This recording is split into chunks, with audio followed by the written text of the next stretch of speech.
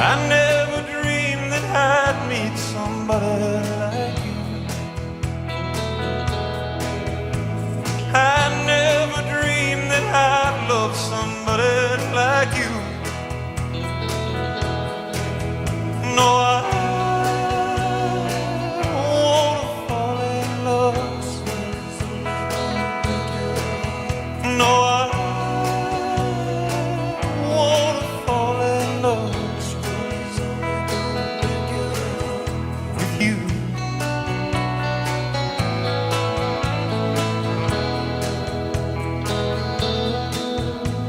You.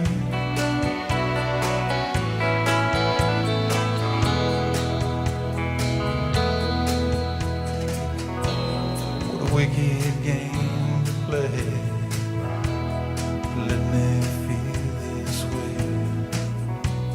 What a wicked thing to do. Let me dream of you.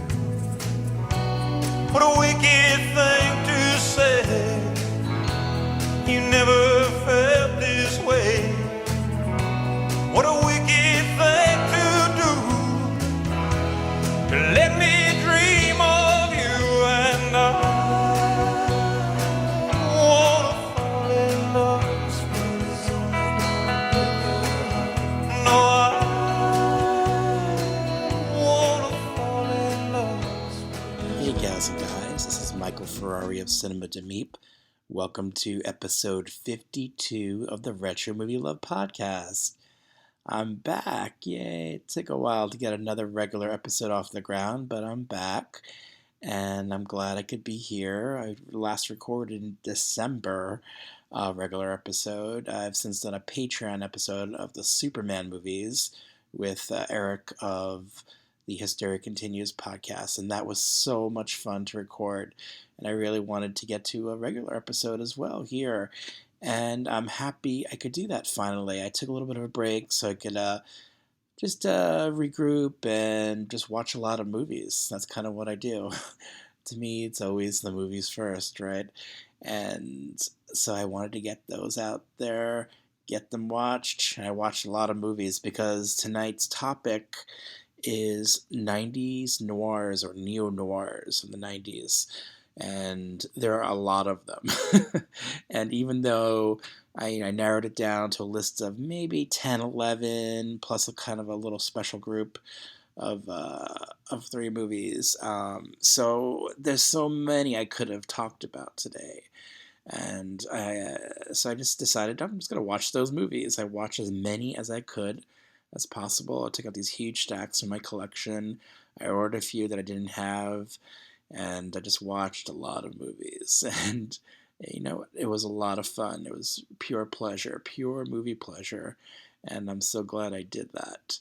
And now I can sit here with my scotch in hand and talk about some of these movies with you tonight and give you some of my recommendations from the many movies that I watched.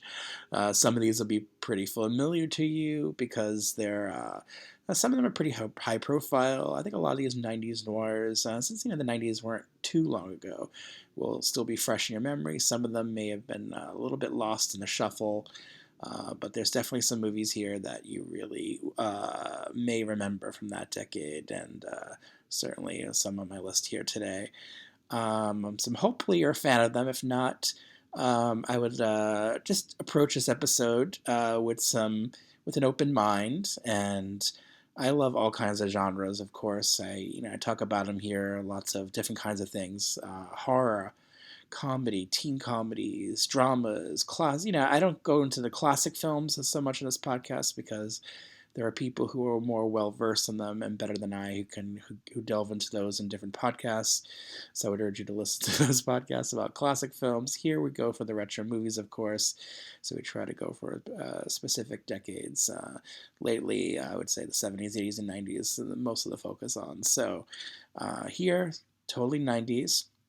That's why you had a very 90s song to open up this podcast. It'll be very 90s music.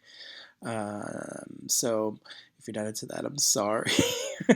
But I was in a 90s mood, and I watched a lot of these movies first run when they were in theaters, when they hit home video. I had cable, so I watched some of these things on cable too, of course, but um, I tried to watch as many as I could on video and in theaters. I was really into them when they came out. The 90s was a bountiful time for independent films, and a lot of these noirs would qualify for that when under the independent labels release them, or just like big studios had like a little bit of had distribution arms, smaller distribution arms, where they release some of these films, and it was cool. It was cool seeing all these kinds of films, and major studios were doing them too, which was very exciting for me, watching these movies. Before we get into 90s noirs, or neo-noirs of the 90s, let us talk about what I've been watching recently. There's been a lot besides 90s noirs, so I'm just going to kind of condense it a little bit just to talk briefly about a few movies. I tried to watch new stuff in theaters. I didn't get a chance to go too much this year. There haven't been many good offerings in 2019 so far. Of course, it's pretty still new. It's only February, but I did go see a couple of things. I went to see recently Cold Pursuit with Liam Neeson. Basically, Liam Neeson on a snowplow movie, but this movie was really surprising. This movie has a lot of characterization in it, and I really dug that. It's very quirky, it's very offbeat. It was directed by a filmmaker who remade his own movie, which sometimes can be iffy, but sometimes can really work, and I think it really worked here. And it's exciting, but it's also very funny. I laughed a lot while watching this movie. It's surprisingly funny, and it's surprisingly quirky, and I think give it a chance. It didn't do very well at the box office, but I would say if you're looking for a really solid, entertaining movie, this is the one to see. Cold Pursuit. I really enjoyed it. Also in theaters, I went to see quite recently, actually, yesterday, The Prodigy. There was a day before yesterday, whatever it was. Now, this is a new horror film, and it didn't do well as well.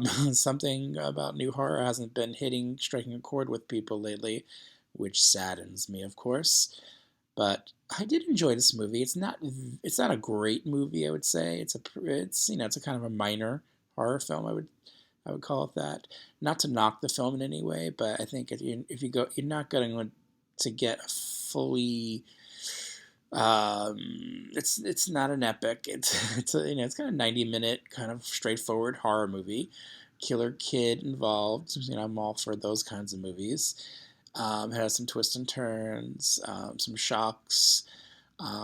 It borrows heavily from Italian horror films, which is interesting. I like that. It's kind of a classier studio-looking, well-made movie. So if you like the cheese of Italian horror mixed with a classier studio movie, this is the one to catch. In theaters, I would say if you can get a cheap ticket price or a matinee, go for it. The Prodigy. I definitely enjoyed it for what it was. Easy to please sometimes in horror movies because I like going to see them in theaters and trying to support these movies because they will not.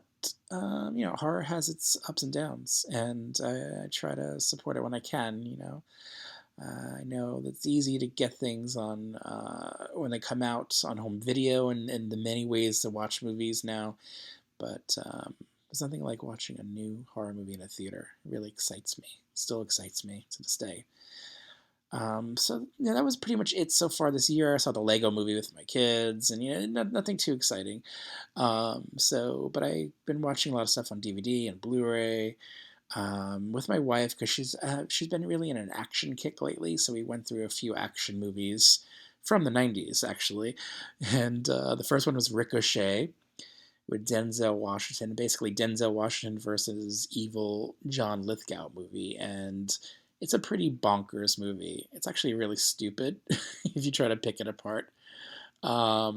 Pretty dumb, but pretty entertaining at the same time, and I had a lot of fun revisiting it. The DVD, I think it was for Warner Brothers, put it out. It looks completely terrible, really shoddy transfer they released it on back in the early days of DVD. This is like the very beginning of DVD. They released this thing, and it looks pretty bad.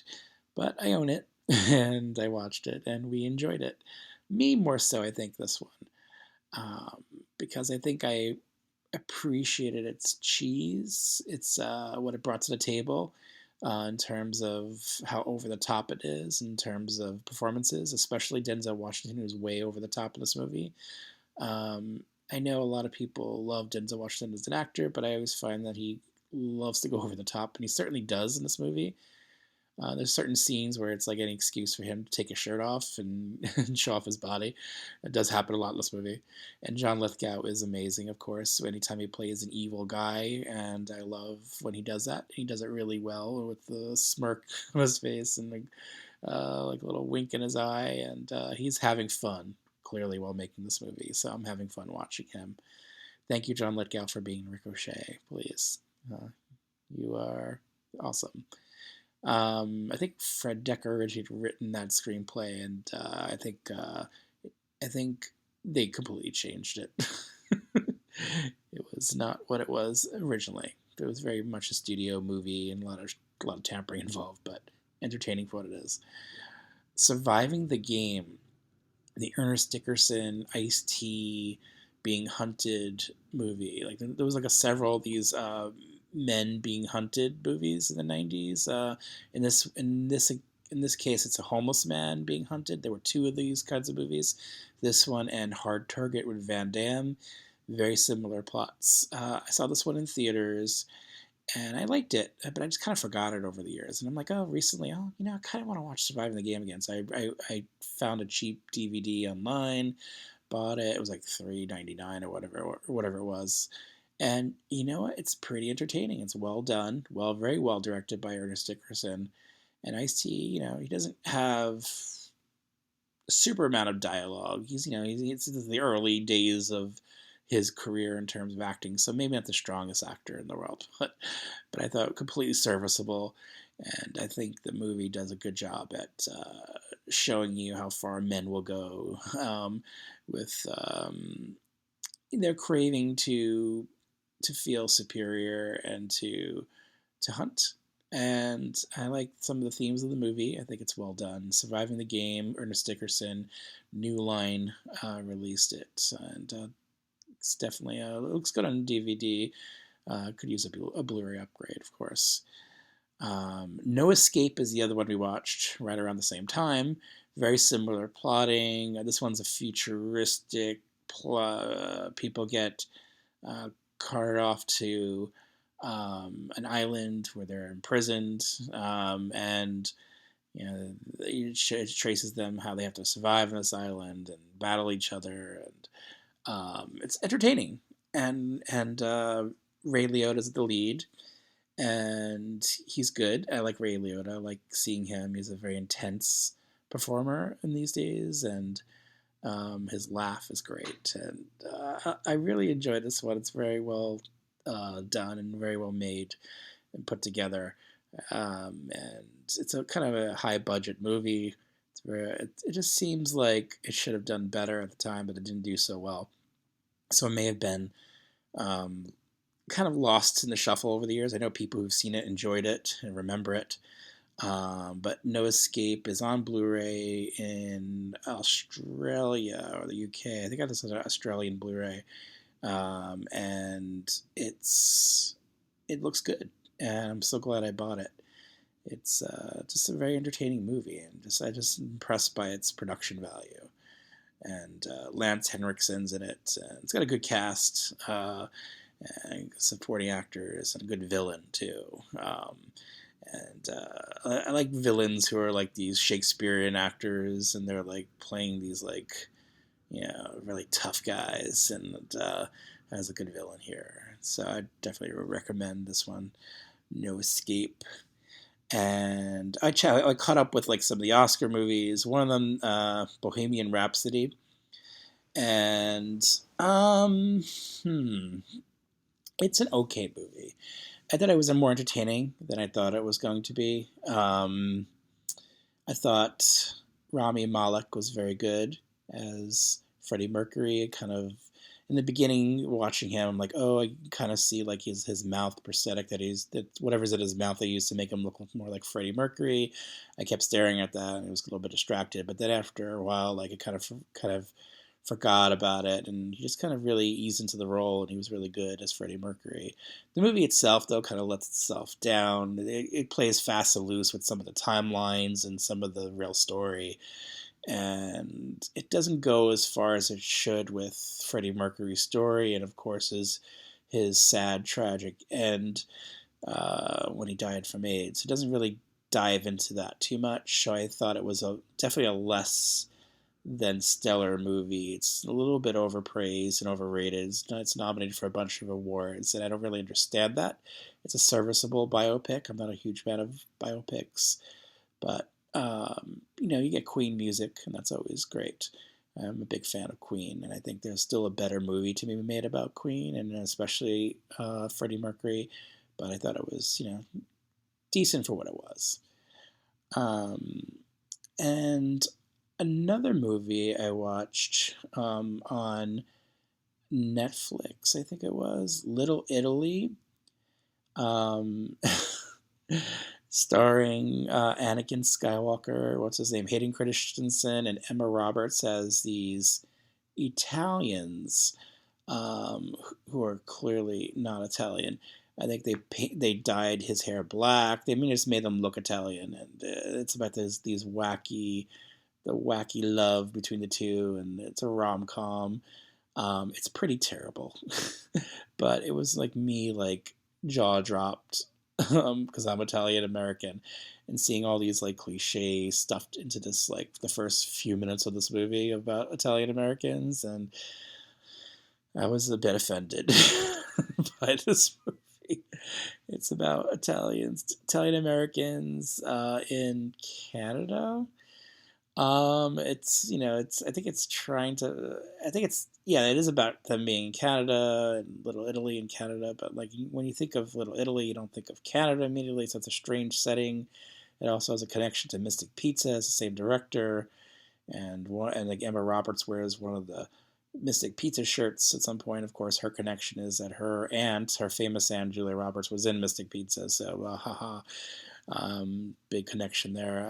But yeah, pretty terrible movie. But in a, it's so bad, it's bad, but maybe you should check it out anyway kind of movie. Maybe check it out that I don't know. I just don't know why I watched that movie, but I did. Geez, what is wrong with me? Racing with the Moon. I hadn't seen that movie since like forever, and I watched that, and that was pretty good. It's a good period piece, and of course, well acted by Nicolas Cage and Sean Penn, and yeah, I liked it. It's not a great. It's not there were a lot of nostalgia movies in the '80s about like earlier times, and it's not one of the movies that I really jumps out at me of that time period. Richard Benjamin directed it. I think he does a good job. But I liked revisiting it, so I picked it up. I picked a bunch of Paramount Blue DVDs, and they were all really cheap. And I'm afraid Paramount's not just putting out their catalog on Blu-ray, so a lot of these movies are just going to get maybe not so much lost in time because I'm sure they're streaming somewhere to some degree, or maybe not. But I'd rather have them in my collection. And even if I'm not completely in love with them, I just want to have these movies, just have access to them. And so I bought a bunch of cheap Paramount DVDs, and I'm glad I did because I feel like, yeah, they really don't care about their catalog. They care more about their mainstream movies like Bohemian Rhapsody, and having like a big, huge end cap of it at Target when I went there. It was like really big. It was like a 7-foot tall wall of Bohemian Rhapsody. So they care more about their new stuff, and their big tentpole movies. They don't care about their catalog, and unfortunately, there's a lot of stuff in their catalog that is not on Blu-ray, and so it's just getting lost. I bought like extra copies of of movies like Pretty in Pink and Some Kind of Wonderful, which are not on Blu-ray. Extra copy of Summer School and Let's Scare Jessica to Death, because the movies I love. I'm like, oh, what if my copies break and these things go out of print? Because actually a lot of their titles have gone out of print because they just don't care about their catalog, and that bums me out.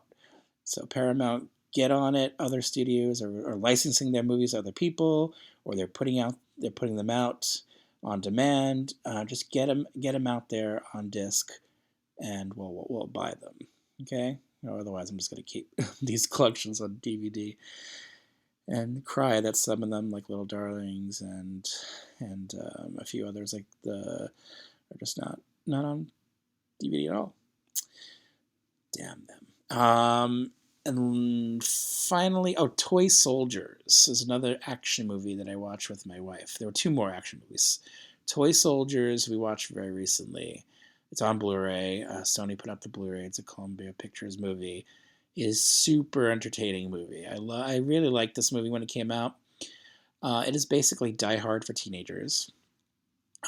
These terrorists take over a posh boarding school, and of course this band of friends led by Sean Astin have to take matters into their own hands and stop the bad guys.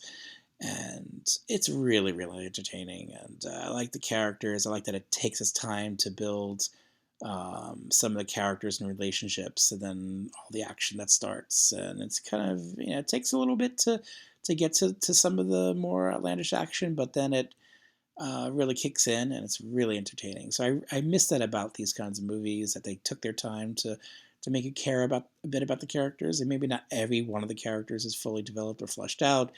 And that's always a bummer when not every one of them are. But there's and Sean Astin definitely gets a lot of screen time.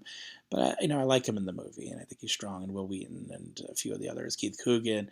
It's a fun movie. It's really fun. I know it should have done well at the box office, but how do you market and Die Hard for teenagers and rated R? Kids can't just go see it. They just weren't able to go see it in April of 1991 when it came out in theaters. It was rated R. So they had to wait to cable and VHS, and that's when they finally saw it. And I know a lot of people do like this movie, and good for you guys, because it's a fun movie, and it's now on Blu-ray. So if you want to own it in your collection, I think the previous version on DVD was full screen, or it didn't look very good. I remember it didn't look very good, but now the Blu-ray is out there, and it looks pretty good. It's one of those on-demand manufactured discs from Sony, and it was $20 worth picking up for me, because I think there's a lot of entertainment value in it, and Louis Gossett Jr. is in it too. And the last one was Judgment Night, which came out on Blu-ray from Warner Archive. And Judgment Night, another 90s action thriller, was really entertaining and really well made. And Stephen Hopkins, I think, directed that. He did some horror stuff. He did Predator 2 and Nightmare 5. I like his style. It's a little bit over-stylized in some of his things, but I like that. And this one has some style in it, but it's it's pretty straightforward, and it's very well made and entertaining, and it's very tense and unrelenting in the tension, especially when he gets to a certain point. And the characters are good, the actors are good. Emilio Estevez, Cuba Gooding Jr. in there, Jeremy Piven, Stephen Dorff. Just a bunch of guys who just get together for a night on the town, and then things go wrong. Take a wrong turn. I love those kinds of movies, and this is a really good example of those kinds of movies. Really well made and very tense, and there's some good action and thrills. And I can't recommend that one enough. And it's now available on Warner Archive Blu-ray.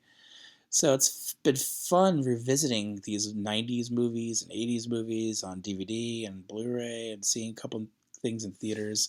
I'm sure there'll be more to see in theaters as spring comes along. I know there were a few more things that I wanted to go see. I want to go see Happy Death Day to You. I know it didn't do very well theatrically when it just came out recently, which is weird. I thought that was set to be like a big hit, whatever, but it didn't happen. So I don't know what's going to happen with that franchise. But I'm ready to check it out. I heard some good things about it. Maybe not as good as the first, but entertaining. So I'm down to see that for sure. And what else is there to go see? Us, when that comes out next month. And I think Richard Linklater has a movie coming out, Where'd You Go, Bernadette? Definitely down to see those movies, and whatever else may pop up. You know, like to be surprised sometimes. So hopefully I will be surprised with some 2019 releases. But if I don't get surprised by those 2019 releases or get some really entertaining movies, I still always have films in my collection or just movies to retreat to from the past. And that's what we love here at Retro Movie Love, of course. And let's talk about some of them today. Let's talk about these 90s noir movies, or neo-noirs, whatever you want to call them. Let's see. We'll do I have a top 10 list, so we'll just go that way and start there. Let's see. Number 10. Here is the TV spot. Between the secrets of the past Your wife's been covering up for you all along. and the perils of the present What am I going crazy here? is the nightmare you can't afford to forget. Your wildest dreams can't prepare you for the ending of Shattered. Rated R. Starts Friday, October 11th at a theater near you. Oh boy, Shattered. How do we talk about Shattered? I saw Shattered in the theater when it came out. It was October 1991, released through MGM. And I saw it at the United Artists Sheepshead Bay Theater. It was, fairly new theater at the time. It was a couple years old by that point, and I saw it with Dead Again, I think, and Necessary Roughness, and oh boy, it's a lot of fun. It was well done by Wolfgang Peterson. It's it has a typical noir plot of a guy who has amnesia and he can't remember what happened to him. He was in a car wreck of some kind, and his wife is nursing him back to health, and he's just trying, but he has these visions, and he's just trying to piece back together what happened to him, and he hires a private investigator played by Bob Hoskins, who doesn't show up until way late into the film, and it's a journey and a puzzle of finding out what happened to him, and that's basically the movie until it takes some really crazy twists and turns in the last act. And I think some of them are the turns it takes are way hilarious and over the top, but that's what makes this movie so memorable to me. Tom Berenger, Greta Scacchi. I like this movie a lot. It's well done. Yeah, I guess you can classify it as a little bit silly if you watch this movie and oh, that happened. This is the best use of an asthma inhaler ever in a movie. And as an asthmatic when I was a kid, and it really struck a chord with me as a teenager watching this movie. I really enjoyed it as in theaters, and it's kind of stayed with me. It's on Blu-ray from Kino Lorber, and I picked up the Blu-ray and watched it. And, I just had a lot of fun. I just watched a lot of these movies, and I'm the ones that stick with me are the ones that I had a lot of fun revisiting. So that's why they're added on this. I kept them. So I'm like, hey, this is going to stay on the list because this was fun while I watched it. It's not me. You might want to, you could pick it apart. Joanne Wally Kilmer's in it, and who's the other one? Corbin Burnson, rounding out the cast. You could pick some of the flaws apart, but I don't know. I really enjoy this movie for what it is.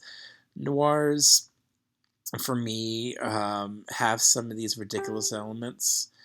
They, some of them are pretty classy, and this one's kind of a classy movie too at the same time. And they have conventions, they have cliches, they have all kinds of things that you would expect, but also I like when they have little twists and turns that kind of throw you for a loop. Or make you go what? This one kind of, when I first saw it, definitely my mouth was definitely like hung open. Like, really? They went that way with it? And I like that about it. I really do. And I know some people, a couple of friends of mine are fans of this one, and I I think you should be a fan of this movie. It did what, $11 million at the box office. It wasn't a big hit, but it did okay. I think some just people didn't know what to make of it. I don't know if critics were that kind to it. But if you like Nights in White Satin by the Moody Blues, if you like love scenes where where waves crashing are being superimposed over the actors, and to use a metaphor so lightly, this is your movie. This is it's a very glossy, well-made studio movie. MGM had released it, but it has a little goofy extra to it. And I love Bob Hoskins. When he shows up, the movie gets really funny and really kicks into gear with the entertainment value. And it's like that duo of Bob Hoskins and Tom Berenger when it gets to that point. So I'm definitely a fan of this movie, for sure. And I think you should be too. So that's Shattered. Before I get into my number 9, I want to talk about some of our Patreon supporters.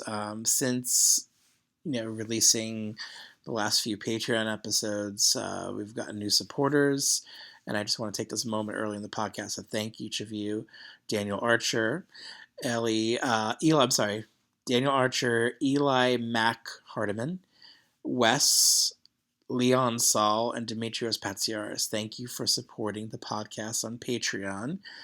Again, Patreon, we are a Patreon supported podcast, so if you want to donate some money, I think the minimum at Patreon is $1. You get access to bonus episodes, so I'll do like a bonus episode every month. And you get, sometimes I'll do early access to this, these regular episodes. But for sure, you get a bonus episode every month. And if I can't do a bonus episode for that month, whatever, I won't charge anyone, or just set up Patreon to not charge anybody. So just a way to support the show if you're into the show.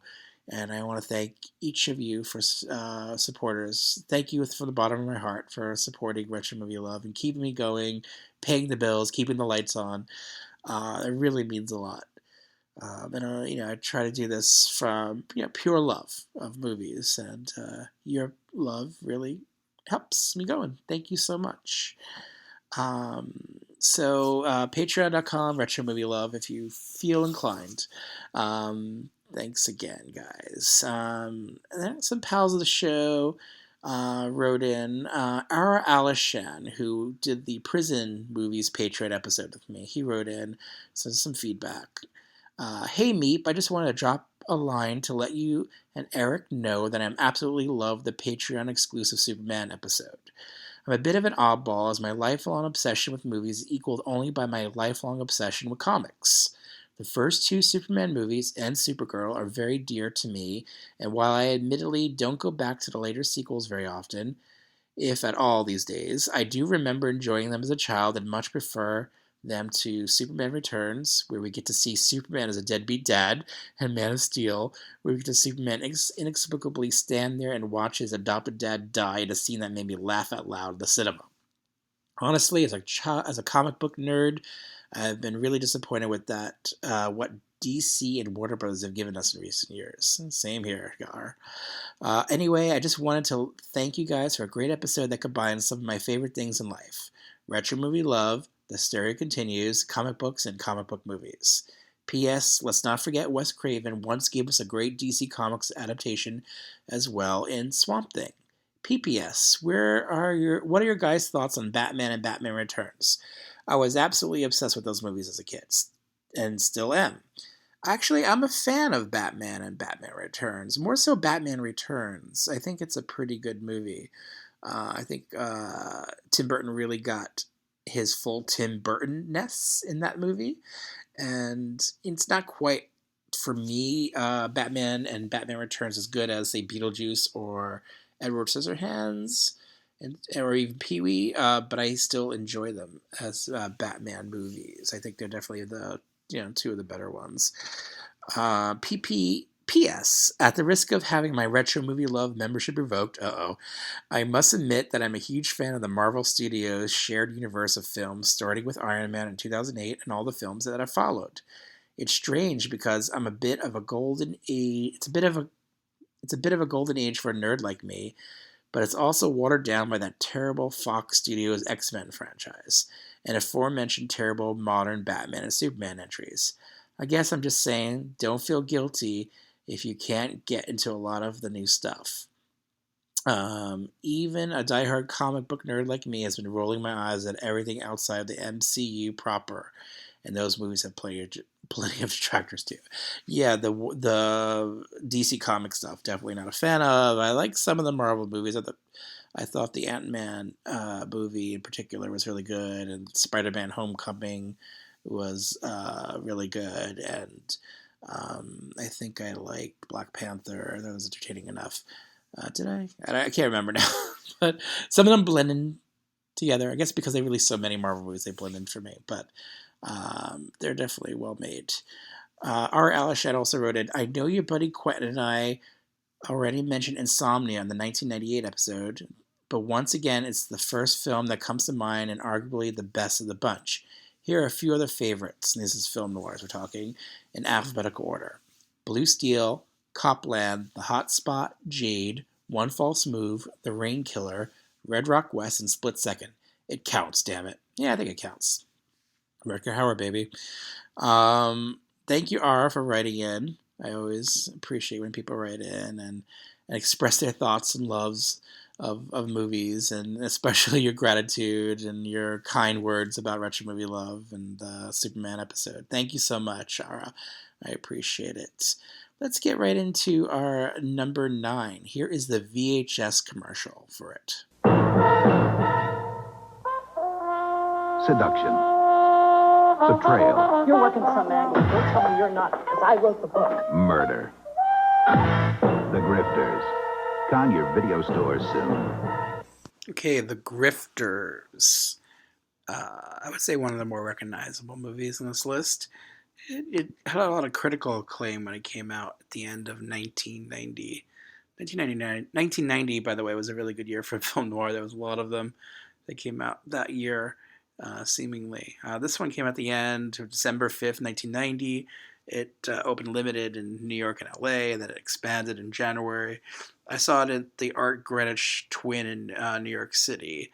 I remember being kind of surprised by it, thinking that I went in knowing John Cusack was in it, and I was a big fan of John Cusack then. In movies like Say Anything and Better Off Dead, of course, and One Crazy Summer. So the teen movies he was in. This was like his bit at doing more adult roles, and here he plays the son of Angelica Houston, and it gets pretty dark and funny at the same time. This is based on Jim Thompson. There was another Jim Thompson adaptation in 1990, After Dark, My Sweet, which I watched. That one has less commercial appeal. It was a pretty good film, maybe not as entertaining as some of these others, but pretty good. This one I think is very entertaining from beginning to end. I think a lot of it's because the actors are so good, especially Angelica Houston in this movie. Annette Bening is great. She has a great smile and persona in this movie. I think the actresses are really what makes this movie sparkle and really sets it apart from the other movies at that time, because they're so damn good in it. And then you just follow this trio, and they're con men in different ways, and con artists or grifters. And Stephen Frears directed it. He's a very good director. I especially liked his output then, and so I was into it. And I think over the years I watched it on DVD, and then I picked up the Blu-ray, and then rewatching it on Blu-ray, just like, wow, this movie is a lot stronger than I remember it. I think this movie is really well done, and I could see why it got some acclaim that it did back then. And it just maybe time hasn't been as kind. It's a Miramax release, but I think go into it knowing there's going to be a couple of really good, strong performances. I would say a knockout performance by Angelica Houston, and you're going to be riveted, I think, by it. I think it's really well done and a good adaptation, and just a movie that takes some of the noir elements that we all know, seeing it this time from the criminalistic side, which is interesting, and I like that about it, and I like the turns it takes, and the supporting cast, and just a lot of it, really. I was kind of really surprised by it, and how much I liked it on this viewing. So I'd definitely check it out, The Grifters. If you haven't seen it already, you might have by now, or just revisit it, because I think it's a really good film.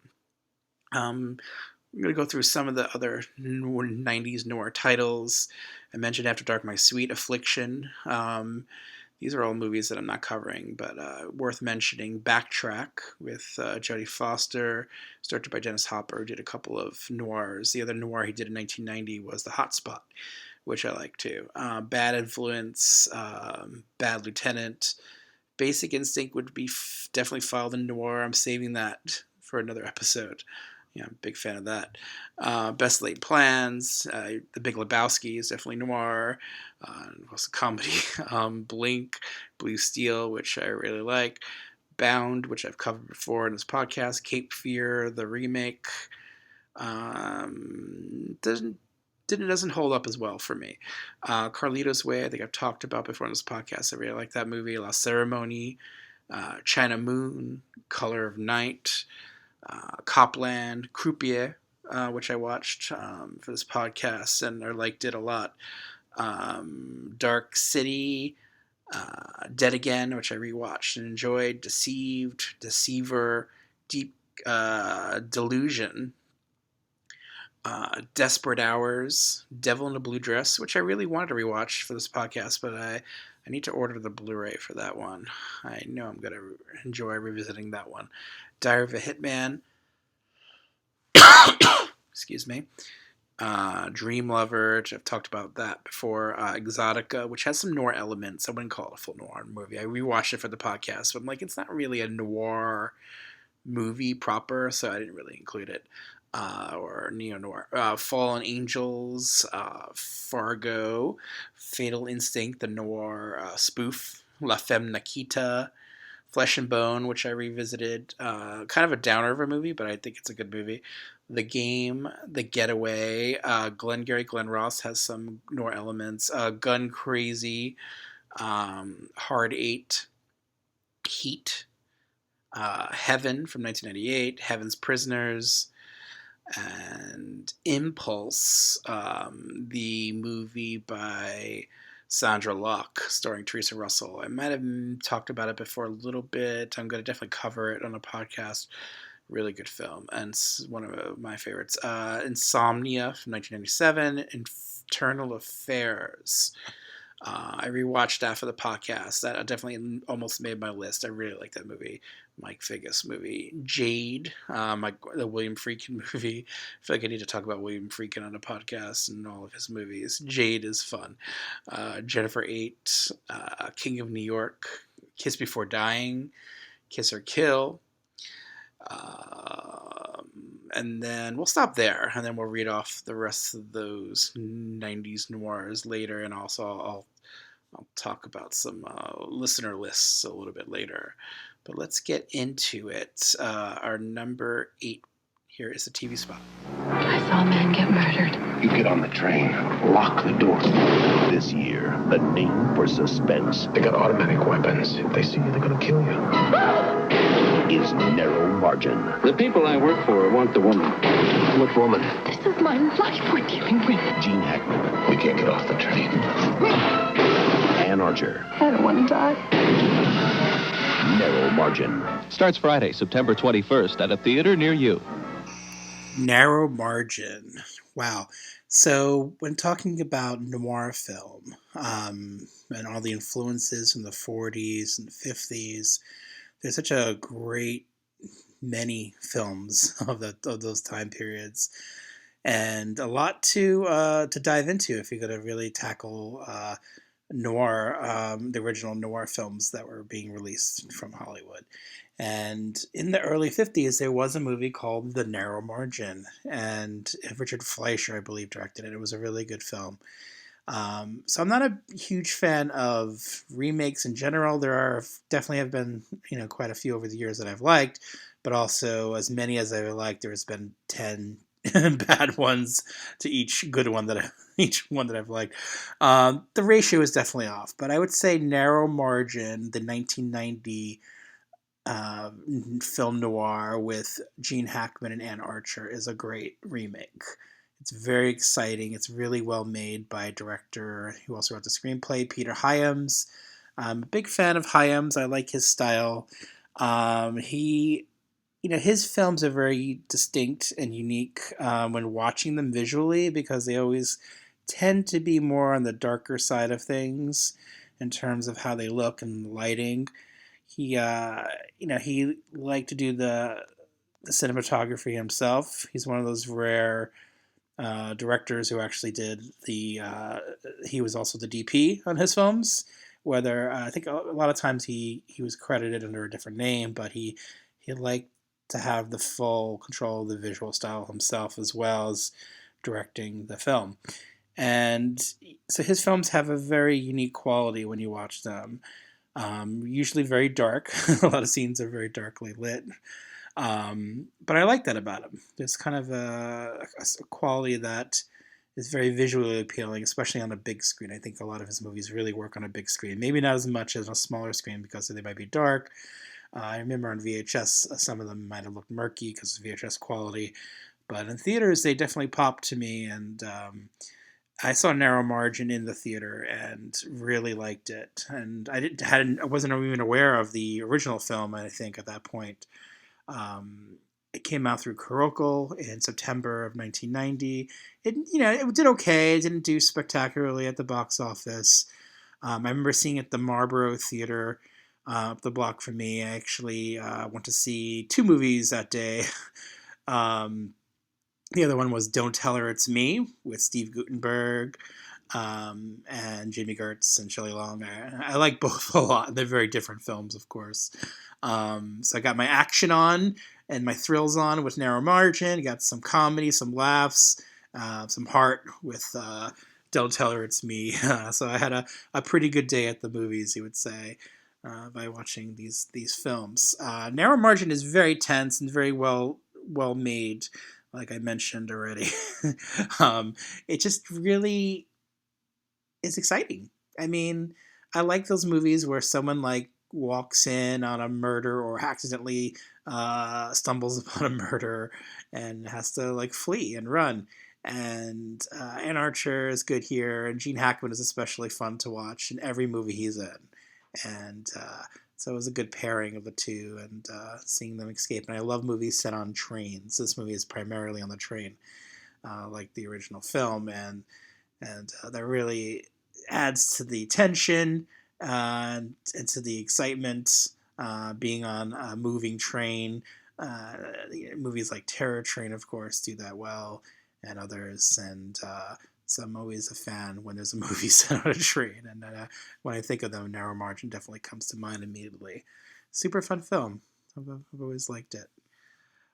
So if you're in the mood for that kind of noir, like the kind of noir that really pays tribute to the classic noirs that came before it, Narrow Margin is definitely a good one to check out. All right, just going to read off a couple of lists from pals of the show. Leo Logan, his favorite noirs from the 90s are The Last Seduction, The Grifters, Miller's Crossing, China Moon, Basic Instinct, Kiss of Death, U-Turn, Romeo is Bleeding, Mulholland Falls, and Twilight. Scott Pliskin wrote in A Simple Plan, Bound, One False Move, and True Romance. Joff Woodman wrote in Dark City. And Roberto Diaz, He wrote in Basic Instinct, Cape Fear, Fargo, The Game, Jackie Brown, Lost Highway, Pulp Fiction, The Talented Mr. Ripley, and The Usual Suspects. And one more, Sue Bernardi Johnson. Tarantino, Jackie Brown, Pulp Fiction, and True Romance. The Coen Brothers, Miller's Crossing, Fargo. And then she wrote in Silence of the Lambs, Bound, Romeo's Bleeding, Copland. I know I've put this on another list. And Poison Ivy, Dark City, and Pie.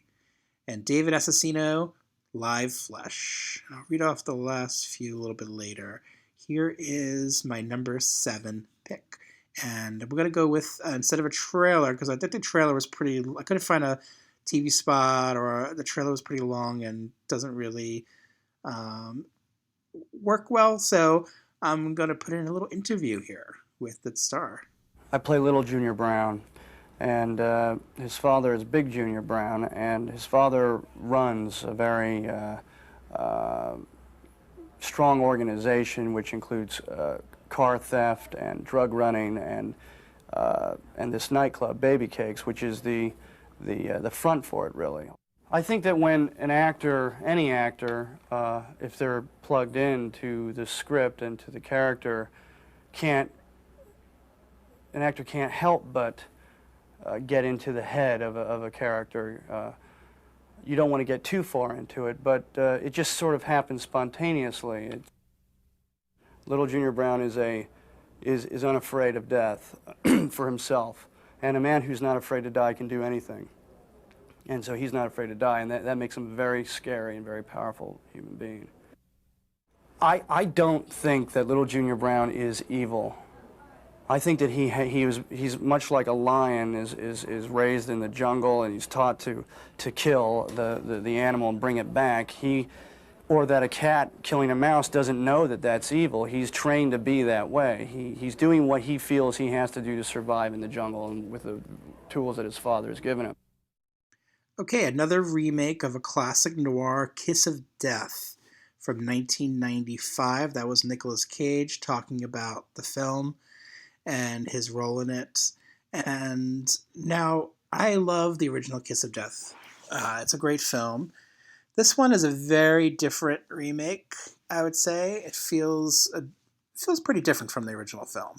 So those looking for a faithful adaptation, or are not going to get it really. So I think 1995's Kiss of Death, starring David Caruso, Samuel L. Jackson, and Nicolas Cage, is a good way to go if you're looking for something very pulpy and noir-y, but also exciting and thrilling, as well as having a lot of good character depth. Which some films, some noirs, I think feel like really dive deep into with the characters, and I like that about them. Some of them are a little bit more surface, or just stylish. I think this one has a good balance. I think this one really, really wants you to care about its characters. Barbet Schroeder directed it. It kind of feels a little bit like a Sidney Lumet movie, but a little bit more hyper-violent than some of the Sidney Lumet stuff, which I like. And it's a good mix for me. Barbet Schroeder is a director who I really like, and I always, look back at his films and think, he was a really good director, and he kind of tackled different kinds of films and genres, and he could do like a classy film like Reversal of Fortune one year, and then another year do like Single White Female and A Kiss of Death, or he did Barfly. He did a lot of good films. I just wish he had even a stronger career. I think later in the 90s, and it didn't fare as well for him, which is sad.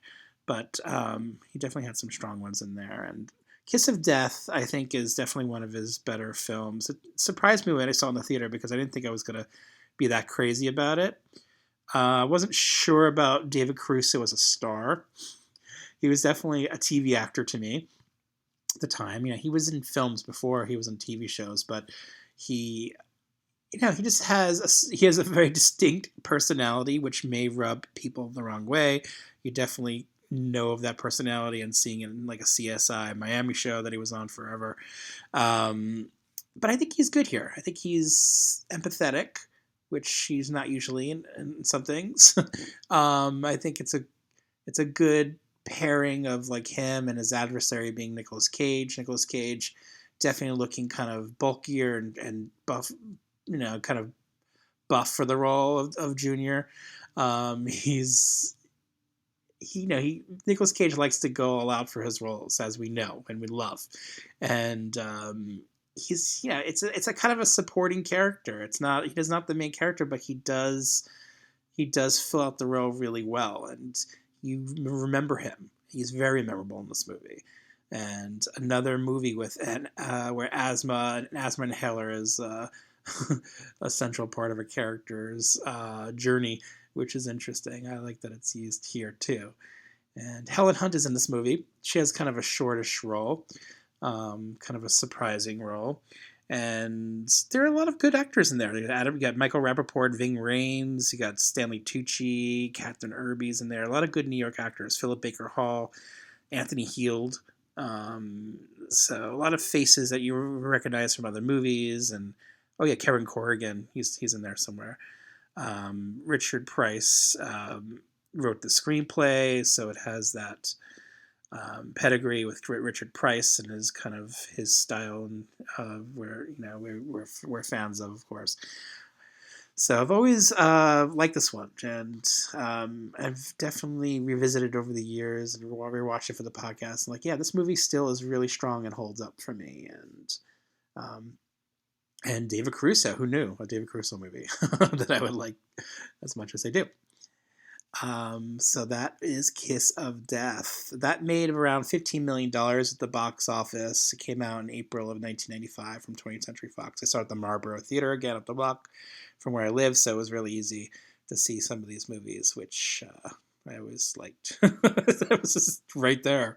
All right, here is my number 6. I have an MD from Harvard. I am board certified in cardiothoracic medicine. I have been awarded citations from 7 different medical boards. When someone goes into that chapel and they pray to God that their wife doesn't miscarry or that their daughter doesn't bleed to death, who do you think they're praying to? You ask me if I have a God complex? I am God. Malice, rated R, at theaters Friday. Okay, that's Malice from 1993. When I saw this in the theater, I knew it was an Alec Baldwin movie. I didn't know quite. I thought it was going to be just a regular thriller. I guess this is, could be labeled as a thriller genre, but it really is a noir film. It's kind of a surprising noir. So I won't go too much into where it goes with the twists and turns of the movie, but I will say that Alec Baldwin is good in this movie. Nicole Kidman is good in this movie. Bill Pullman has a major role in this movie. He's good. And I like some of the places it goes to. Harold Becker had directed this film. He didn't do a lot of films that I remember, a lot about. I liked Vision Quest. I remember liking that. Taps. Sea of Love is the one I really like from the late 80s. And 89 came out. I think after Malice, I wasn't really as enamored with his career. I think he did a movie like City Hall and Mercury Rising, which I didn't really care about. He did Domestic Disturbance, which was kind of fun. But I really like this time period where he was doing like movie like Sea of Love and Malice. I think they're really strong films, really well made, glossy studio filmmaking, and it's part of why I put it on the list, because I like those kinds of films. Obviously, Aaron Sorkin did the screenplay along with Scott Frank. It's just really well shot, and Gordon Willis did the cinematography. That's probably why I like it as much as I do. I think sometimes I have to attribute why I like a film to the way it looks, and Gordon Willis makes beautiful, beautiful images and gorgeous images, even if they're just like of a person's house. A lot of this movie takes place like in rooms, and but they're just so gorgeously shot and just sumptuous visually to me. I picked up on that in the theatrical when I went to go see it in 1993. It came out October 1st, 1993. I saw it at the Marlboro up the block along with the movie Mr. Jones, directed by Mike Figgis. And it made, a lot of money at the box office, $46 million. On the big screen, it looked really beautiful, and I like the score by Jerry Goldsmith. So it had a lot of good things going for it. With a good cast and a good looking movie, and just well done on all fronts. And of course the noir stuff that happens in the movie.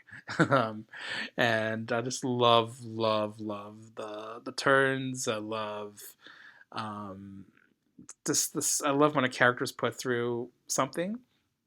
We'll get to a movie a little bit later where one of the leading characters is really put through the ringer by femme fatale. This one similar, but I won't spoil anything about it because I want you to watch it if you haven't seen it. Just go in just knowing it. There's some noir stuff in it, but really it's a really solid film, really well made. So I've always been a fan of it. That's why I had it here. We're going to take a break, and we'll be back right after this.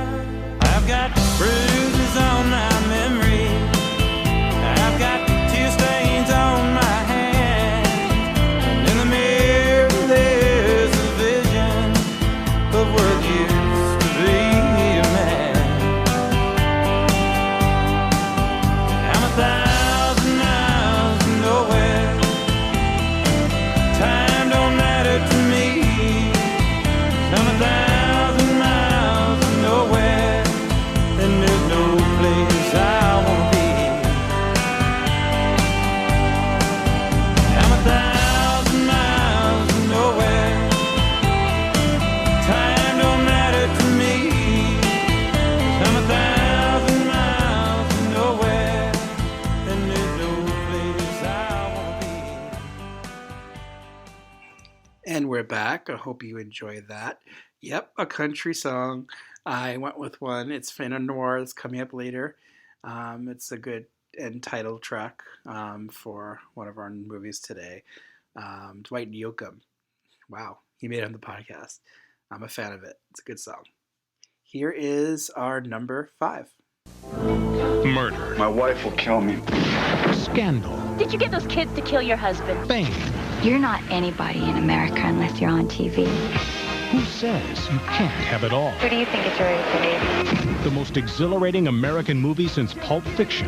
Columbia Pictures presents Nicole Kidman. It's nice to live in a country where life, liberty, and all the rest of it still stand for something. To Die For. Rated R. Now in New York and Los Angeles. Starts Friday at theaters everywhere. To Die For. Gus Van Sant's To Die For.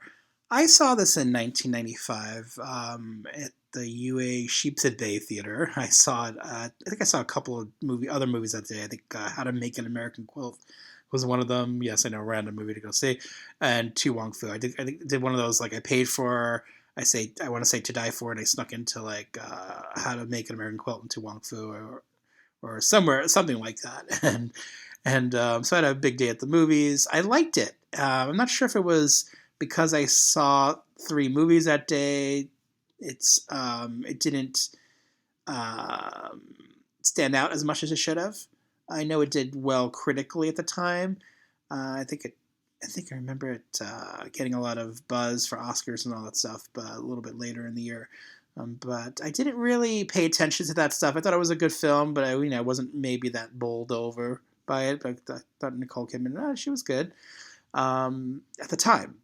Now revisiting it, different story. I think it's a pretty great film. I am surprised that I like it as much as I do now. I really love this film. I think it's really well made by Gus Van Sant. This is probably his most exciting film, you could say. It's not exciting in terms of action and that sort of thing, but he makes these art housey type films, which I like. My Own Private Idaho was really good. I like some of his artsy independent films. I think they're really good. In terms of a Hollywood film, I think this is probably his most accessible. He's made some very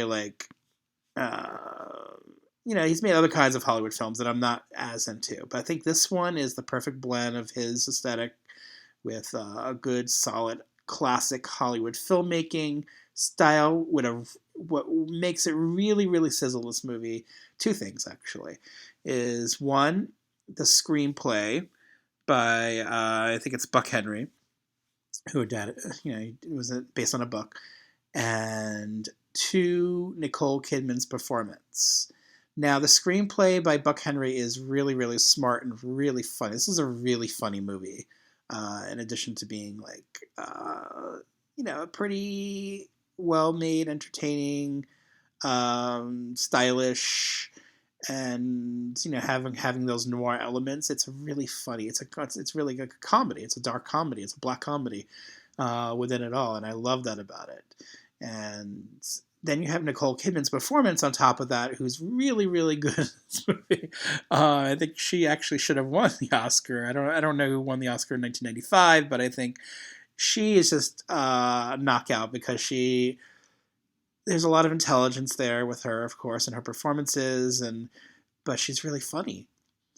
It's a really good comedic performance, and you see this character who's pretending to be smarter than she is and clearly doesn't know everything, and it's just a really good balance of comedy and seriousness, and I really like it. Joaquin Phoenix is in this movie. Casey Affleck, Matt Dillon, Eliana Douglas is good, and she's really good in her role there. Dan Hedaya. There's got a lot of people pop up in this that are really good. And Holland Taylor, I always like. Kurtwood Smith. Just people who I really like seeing. Buck Henry, of course, even plays a role in the screenplay, in the movie, in addition to writing the screenplay. It's a surprising film. I know it doesn't get as much love as it should, I think. I think people who like it really like it, and definitely critics of the time picked up on it. But I think recently that movie I, Tonya got some acclaim, and I feel like this is the movie that I, Tonya really wanted to be. Of course, it's framed and it's documentary, pseudo documentary style, talking to the camera, much like this movie is, and I don't know. I think that movie it wasn't as successful for me. I, Tonya. I liked it, but I thought it was really. Now looking back, it really does want to be this movie, and there's even ice skating in To Die For. Funny enough, it's just a perfect blend of what I like about movies and how they can entertain you, but also be a little something more. And Nicole Kidman's performance, man, a really, really good performance, and definitely my favorite. Now it's my favorite Gus Van Sant film, I would say, because I think this is one of the movies I can go back to a lot. I think I just love those kinds of movies that kind of sneak up on me and surprise me that that really is better than I thought it was. I ever thought it was, and I'll be revisiting it. And yeah, it does have that noir plot of a woman who is manipulating a man, and in this case, a young teenager who to kill her husband, and it has that very stock kind of noir plot, but done in a super super fun way, and I love it, really love it. Surprise for me. So let's get into my next pick. Here is my number 4. Here's a TV spot. I've been treating this seductive young woman. The psychiatrist. I had the dream again. His patient. I just can't seem to get off your couch, can I, Dr. Barr? Her sister. Do you always try to talk yourself out of what you want? The seduction. The setup. I think I'm married. I wish there was something we could do to help Heather. The murder. Anyone see you? This is crazy. You think it was me? I didn't tell him anything. Richard Gere. Kim Basinger. Final Analysis. Rated R. Starts Friday, February 7th at a theater near you. Final Analysis from Warner Brothers. Studio filmmaking at its finest in 1992. This is a really well-made movie by Phil Jonow, who's a director. You know, he hasn't made a lot of spectacular films. I mean, I don't remember some of them. I mean, you know, he kind of makes like some music documentary kind of things, and U2 Rattle and Hum. I know he's famous for his U2 stuff, but he made a really, really good and well-made, directed teen comedy called 3 O'Clock High that fans of the 80s will know and love. And it's like, I think I used to call it the most over-directed teen film ever, and it really is, and I love that about it because it puts so much into it. Now, I would say Final Analysis is similar, and it's like a bit, it's very stylized. It's, and I like that. That's what I want in a noir sometimes. I want that style. I want that. I want those really typical things you associate with noir, with shadows and how shadows and light are used in noir. And this one really does that really, really, really well. This is like seeing a Hitchcock movie brought to life again in the 90s. And I don't think a lot of critics really cared about it when it came out. I thought it maybe was a bit derivative, but I don't know. I appreciate that style that it was trying to bring into 90s films when other filmmakers were probably trying to hype up things and make them more modern and current and I don't know, just you know, movies like T2 were bringing all these special effects into films and everything was getting bigger and louder and so on.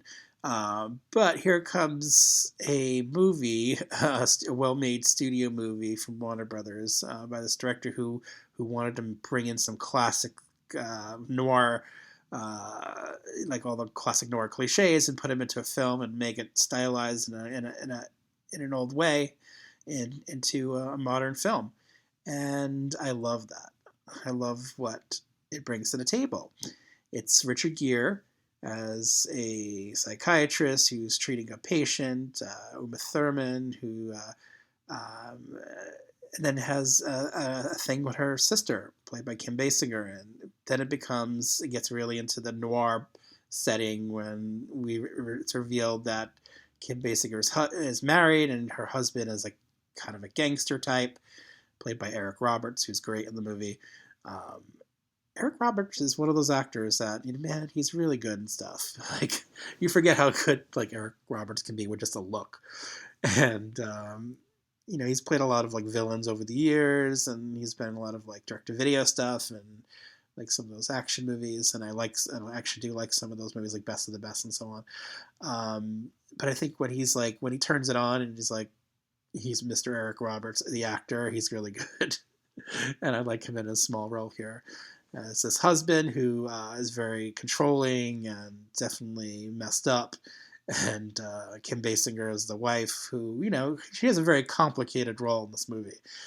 Both her and Uma Thurman have very complicated roles. And yeah, there are some femme fatale action going on here. I won't reveal any of the plot twists of this movie. There are a few. And but anyone who knows more can probably figure some of those out. But it's really about the journey getting there. I don't care about like what the reveal is a lot of times, but I think about how the movie tries to play with them. is what really draws me into these kinds of noirs, and this one does it really well. And Kim Basinger and Richard Gere and Uma Thurman are great to look at. So you get a beautiful cast, and you get I would say a fairly exciting kind of noir movie. It has a lot of those stock elements, but I like it. It's really well shot, set in San Francisco, which is another thing. This movie definitely pays a lot of tribute to, say, like Hitchcock and Vertigo.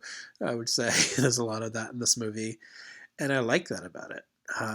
This is the second movie where Kim Basinger suffers from this one is called pathological intoxication, and in Blind Date she just gets drunk and causes a lot of trouble. So she has two movies where she kind of does that, which is interesting. I don't know what it is about that and her in movies. Again, one of those movies that has a good little supporting cast. I know Keith David definitely stands out to me in this movie. He's good there. I always like seeing Keith David pop up and stuff. Underutilized, I would say. He should be in more big Hollywood movies. Here he kind of plays like almost a villainous kind of character, almost villainous kind of cop character or investigator character. I like that. I like where he takes it. So yeah, Phil Janelle, I would love to see him to make more of these kinds of movies, like big studio movies. He made another noir movie called State of Grace in 1990. I like that movie. I haven't revisited it in a long time. It's one of those movies that I had on my big list of things to watch, but I just couldn't get quite to that one. I know it's got some fans to it, and I just need to get to revisiting that one. Sean Penn is in that one. So a good director and definitely underrated. Would love to see him make more stuff. So yeah, if you're in the mood for like a well-made studio glossy movie, and you know how much I do love those, I would say Final Analysis is definitely the one I would recommend. That's why it's high on my list. Warner Brothers, of course, released it. It was released February 7th of 1992. It made nearly, I'd say around $28 million at the box office. A pretty good box office take. I saw it at the Marlboro Theater up the block where I lived. Again, a lot of these movies seem to play there, which is great for me. Sadly, though, this movie hasn't been shown a lot of love over the years, especially in the home video front. It was released on VHS and then on DVD from Warner Brothers, but on full screen only, which was really annoying.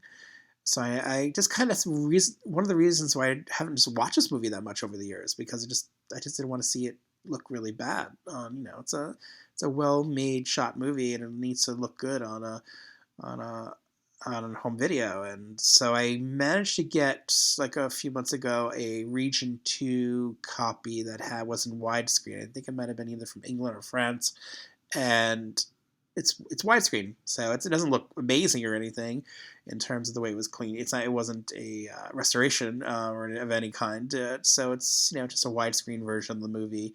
So finally was able to watch it recently on widescreen as it should be seen. And now I wish this movie was released through Warner Archives. I don't know how much they care about their 90s output. It doesn't seem like that's what their focus is on. But I feel like it would be a good title to be released on Blu-ray, because it's a good example of 90s filmmaking, a good 90s filmmaking, and tributes to noir, which we really love. So hopefully that will see the light of day. Okay, I'm going to read off the rest of the noir list of titles that I would like to recommend, or titles that were on my list, stuff I've seen. Let's see, where did we end up? I'm just going to read off ones I might have repeated them. Miami Blues, I love that movie. Miller's Crossing, of course, the Coen brothers. Mortal Thoughts, it's a really good film. Alan Parker directed that one. Let's see. Mulholland Drive, nope. Not Mulholland Drive, Mulholland Falls. Mulholland Drive is a 2000s. Mulholland Falls, New Jack City, Night in the City, Night Train, One False Move, which I revisited for the podcast, and man, that movie packs a real emotional punch. That one had me a bit teary-eyed by the end of it. Out of Sight, Q&A, St. Lumet film, Palmetto, Presumed Innocent, which I rewatched and I thought was a good, solid film by I think it was Alan Pakula. Very well-made movie, and I like the twist in it. Really good. The Public Eye, The Rainkiller, Ricochet, which I rewatched and talked about earlier, Romeo is Bleeding, which I really do want to revisit. That's one I haven't seen in a while, but I remember that being pretty good. Rush, Shallow Grave, which I rewatched for the podcast. That's the Danny Boyle film. Gotta say, I'm not that crazy about that movie. I was kind of surprised. I found that the 3 lead characters were kind of like jerks. I'm not sure. And that's part of the story, right? But I don't know. I don't know if I cared about them. I don't know if I cared where the movie takes those characters to, as they kind of plot against each other for over a bag of money. Ultimately I just didn't care because they were jerks. Simpatico, A Simple Plan, which I rewatched for the 1998 podcast, and I really like that film. It's a really good film, really well made by Sam Raimi. He needs to make more studio films like that. The Spanish Prisoner, State of Grace we mentioned, Suture, This World and the Fireworks, The Tie That Binds, Twilight from 1998, 2 Days in the Valley, good film. I really like that one. It has a good balance of comedy and drama. And then, of course, you have Charlize Theron in her not first role, but one of her first major roles. And she's pretty sexy, and she's good. The Two Jakes, U-Turn, the Oliver Stone noir film, which is a fun movie, and I like that movie. It's very stylized, too. So you have to really be in the mood to watch it. It seems like Sean Penn is in a few of these noirs. The Underneath is another movie I revisited. I like that movie. Steven Soderbergh directed it. I don't think he was very happy with it, watching the extras of the movie. He just actually doesn't seem that proud of it. But I like it. I think it's a solid movie. It's not great. It won't set the world afire, but I think it's a well-made movie. Steven Soderbergh, if nothing, he's a good filmmaker who does add his own unique personality into the films, and you see it on display in the Underneath. Unlawful Entry, which could be also in the Blank from Hell movies. It has that pulpy noir element to it, but it's also a Blank from Hell movie. The Usual Suspects, which I haven't seen in a long time, but I gotta say I'm not a big fan of. I should probably revisit it. I remember liking it a lot in the theater and then not liking so much on DVD, so maybe it falls somewhere in the middle. Whispers in the Dark, good film, well made. White Sands from 1992 is another movie that I really like. It's kind of overlooked. It's Willem Dafoe in a kind of a very good noir story, and I like that one a lot. And then lastly, Wild Things, which we covered on the 1998 podcast. Lots of good noirs. I'm sure I left off a few off the list. Apologies in advance, but there's a lot that I like. Lost Highway. I don't know if I didn't mention Lost Highway. Lost Highway is definitely a noir too. A lot of basically every David Lynch movie is besides The Elephant Man and The Straight Story are pretty much noir-y. They're Mulholland Drive. You have Blue Velvet. You have Lost Highway. A lot of they're just very noir-y in there, and he must have been greatly influenced by noir growing up. Definitely shows in his movies. Okay, let's get into our number 3. It's going to be a double feature, and here is the trailer for the first of the double feature. They say America is the land of opportunity. I'm looking for work. And in a town called Red Rock, I thought you were supposed to be here last Friday. it comes served on a plate. And you're Lyle from Dallas, right? Right. Good. I think the best way to do this is to make it look like a simple burglary. Well, you know what to do. Your name's Suzanne? I hate to see an innocent woman get hurt, but it's an awful lot of money. Suppose I double his offer and you do something for me. What do you have in mind? I just thought you needed a stupid bartender or something. Looks like we have an attempted homicide on our hands. You tell him Lyle from Dallas finally showed up, he'll know who you mean.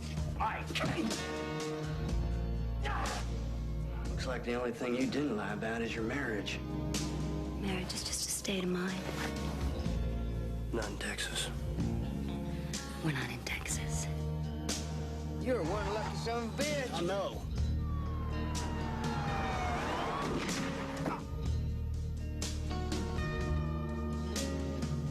Nicolas Cage, Dennis Hopper, Lara Flynn Boyle.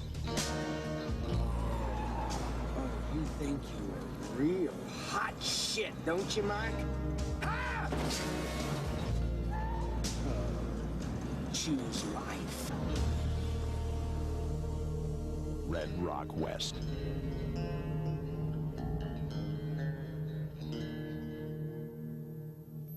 Okay, Red Rock West.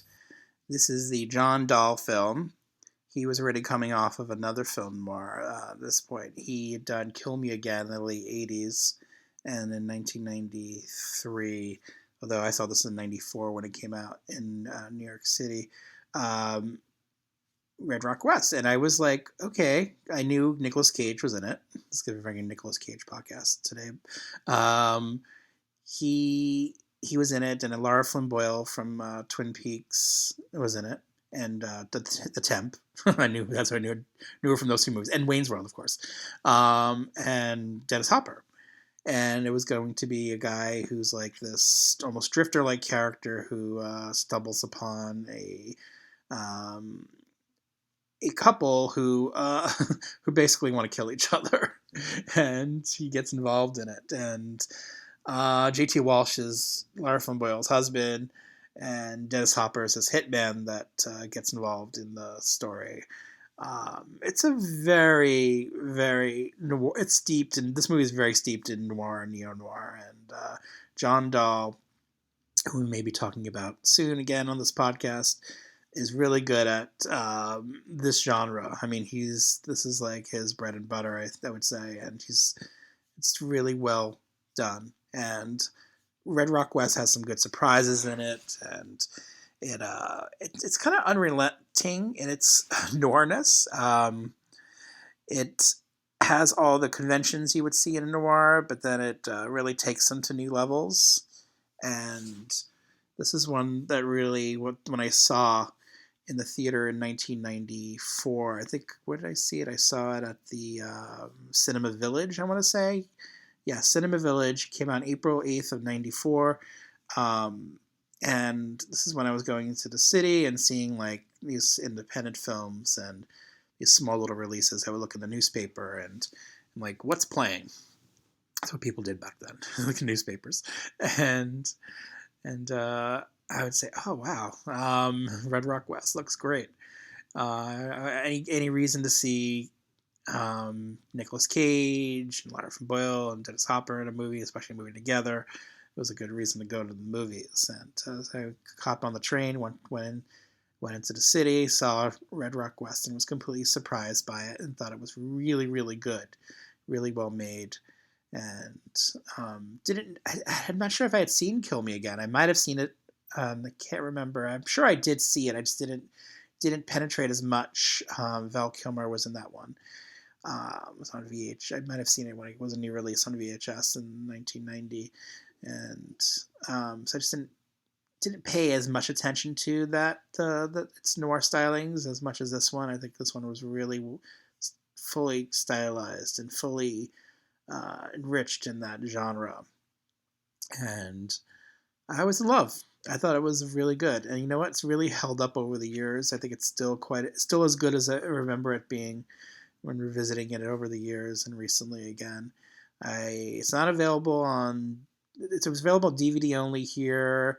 There's no Blu-ray in the U.S. I found a Blu-ray. I think it's a German Blu-ray, It's in widescreen. It's obviously in 1080p. It looks good, and I got to see Red Rock West look really good for once, and I really liked it. And revisiting it this time again, and I really do think this is a very solid film, and one of my favorites. When I think of noirs of the 90s, this is probably one of the first ones that comes to mind immediately, because it's so well done. And Nicolas Cage in a good performance. This is him a little bit more subdued.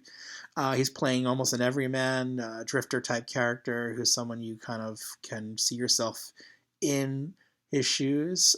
When Nicolas Cage is playing crazy, maybe we're sitting there marveling and watching him, what he could do as an actor, but we're not like saying, oh, I could be that person. When he's like doing a Mandy or doing like a nutty performance, we're just marveling at it. Here you kind of see yourself in this guy's shoes, and he was wise to keep it a little bit more subdued, but not in a way that's boring to watch, because I always think he's interesting to watch even when he's playing these more quieter characters. And I really like him in this movie, and I really like this movie. And Lara Flynn Boyle's a great femme fatale. Dennis Hopper is great. Has a good sense of humor about himself in this, and J.T. Walsh, of course, in a lot of these noirs, and he's really solid. So I really like this movie, and this is our second Nicolas Cage movie, but the first of this double feature with Nicolas Cage. Can you guess the other Nicolas Cage noir movie of the 90s that I haven't mentioned already? Here is the TV spot for it. Let's see if you can guess. We got some dancing to do. From David Lynch, the director of Twin Peaks, comes this summer's wildest love story. Newsweek calls it spectacular and funny. You got me hotter than Georgia asphalt. USA Today says it's a must-see. You really are dangerously cute, baby. And the Chicago Tribune calls it stunning. Rockin' good news. David Lynch's Wild at Heart. Rated R. Starts Friday, August 17th at theaters nationwide. Yes, the one David Lynch movie I didn't mention. It is Wild at Heart. Wild at Heart was a movie that I saw in the theater and was impressed by. I wasn't quite in love with it, like I was with Blue Velvet at the time. I thought it was, definitely a bonkers movie in the way it was trying to tell its story. But I was into it. I mean, this love story between these two characters, between Nicolas Cage and Laura Dern, was definitely impressive and hyper than anything else I've seen in the movies at the time. I went to see it at the Angelica Theater, and I remember, anytime I'd go there, I would be excited to go there, because it's just, was kind of my cup of tea at the time, for sure, like seeing all these art house kind of movies. David Lynch, he's made arty movies, but in fun ways. And taking a noir, taking this book based on noirs, steeped in noir, and then making it a very much a David Lynch film was something that was really appealing to me. And he's having fun with it. And you can tell the actors are having fun in their roles. And this is the opposite of Nicolas Cage in Red Rock West. He's going all out. He's being crazy. We love him for it. Laura Dern, really going full tilt. Laura Dern. You've got all the actors in this movie really taking it to new levels of their acting, and that's what I love about it. Wild at Heart is not afraid to show it all, and to do whatever it can to get you to take notice, I would say. Crispin Glover's in this movie. The supporting cast, J.E. Freeman, Willem Dafoe shows up in this movie as Isabella Rossellini. Excuse me. Harry Dean Stanton has a good role there. Grace Zabriskie is creepy when she shows up. Sherilyn Fenn has a very small but haunting role in it. William Morgan Shepard even shows up from Elvira. He recently passed away, sadly. Jack Nance, Eraserhead himself, is in this movie. Pruitt Taylor Vince. with his crazy eyes, Francis Bay. Lots of actors, you just know their faces if you don't know their names. Cheryl Lee, of course, from Twin Peaks. But of that supporting cast, one person I didn't mention because she's so good in this movie, and that is, can you guess? Diane Ladd. Yes, Laura Dern's mom is so good in this movie. She is crazy. She is beyond crazy, and I love it. I love where she takes this role, and so memorable. When I think of Wild at Heart, I think of like Diane Ladd in this movie, and I think sometimes when I look into the mirror, I just want to put lipstick all over my face. I just want to be like Diane Ladd. I want her specific brand of like Southern crazy that's in this movie. I love it. So she's so good, and Laura Dern's so different of an actor than Diane Ladd, but you could see like that these are actresses who are so willing to go these places where a lot of actors would be afraid. And I think you have to be brave to be as of an actor to be in a David Lynch film. You really put yourself out there physically and emotionally, and he really likes to show it all in a very interesting way that other filmmakers don't quite do. He has obviously a lot of artistic integrity, and so watching him work in a studio setting or an independent film setting, you just never know what you're going to get with him. And that's what's kind of exciting about watching a David Lynch film. We talked about, haven't talked a lot about David Lynch films on this podcast. I would say like Blue Velvet. We talked about Twin Peaks Fire Walk with Me. So it's nice to be able to talk about Wild at Heart a little bit. I think it has an interesting quality to it. It has his touches of bringing like this noir story, but mixing it with elements of other things, unexpected things. Like, say, the huge Wizard of Oz influence on this film is quite surprising. My wife and I watched it and we're really into it. She's always loved this film. She was a big fan of it in college, and it's just one of the few VHS tapes that she owned, and she'd watch it all the time. And she was big into Nicolas Cage, as you should be. And we watched it and rewatched it, and it does maybe. The ending is not, the last part of the movie isn't as strong as what came before it, is my only critique of this movie. It doesn't, kind of fizzles out a little bit, because what happened before it is so damn strong that it just seems like it kind of whimpers out just a little bit in comparison.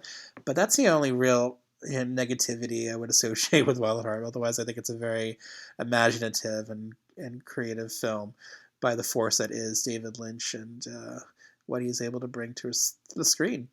And I really love it. I love all the actors in it, and I think it's really well done. And it's an interesting combination with Red Rock West, because Red Rock West, you get more of the typical noir stuff, whereas Wild at Heart, you'll get some of that noir stuff, but then it really takes it to a new levels.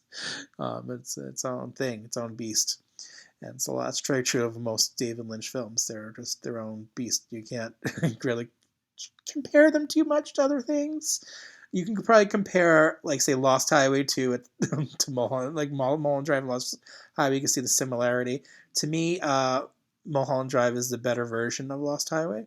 I like Lost Highway, but I think I don't rewatch it that much. It's one of his movies I watch the least. I don't know why. I think maybe because I don't have characters that I really can get behind as much as I can with, like, say, Wild at Heart or even Mulholland Drive. I think Wild at Heart, the characters, these two, their love and how strong it is for each other and how much they'll do for each other is what is the central driving force of this movie. And the passion of between these two characters is what accelerates things, and they're very passionate characters in general, but seeing their passion for each other and how it ignites, and of course, we had the Chris Isaak song and that music, and everything that's in this movie is so well put together, and these actors, the way they play off of each other, you can see the charisma burning across the screen, and the chemistry these two have is what's really important. and makes this movie work even more. And I love it.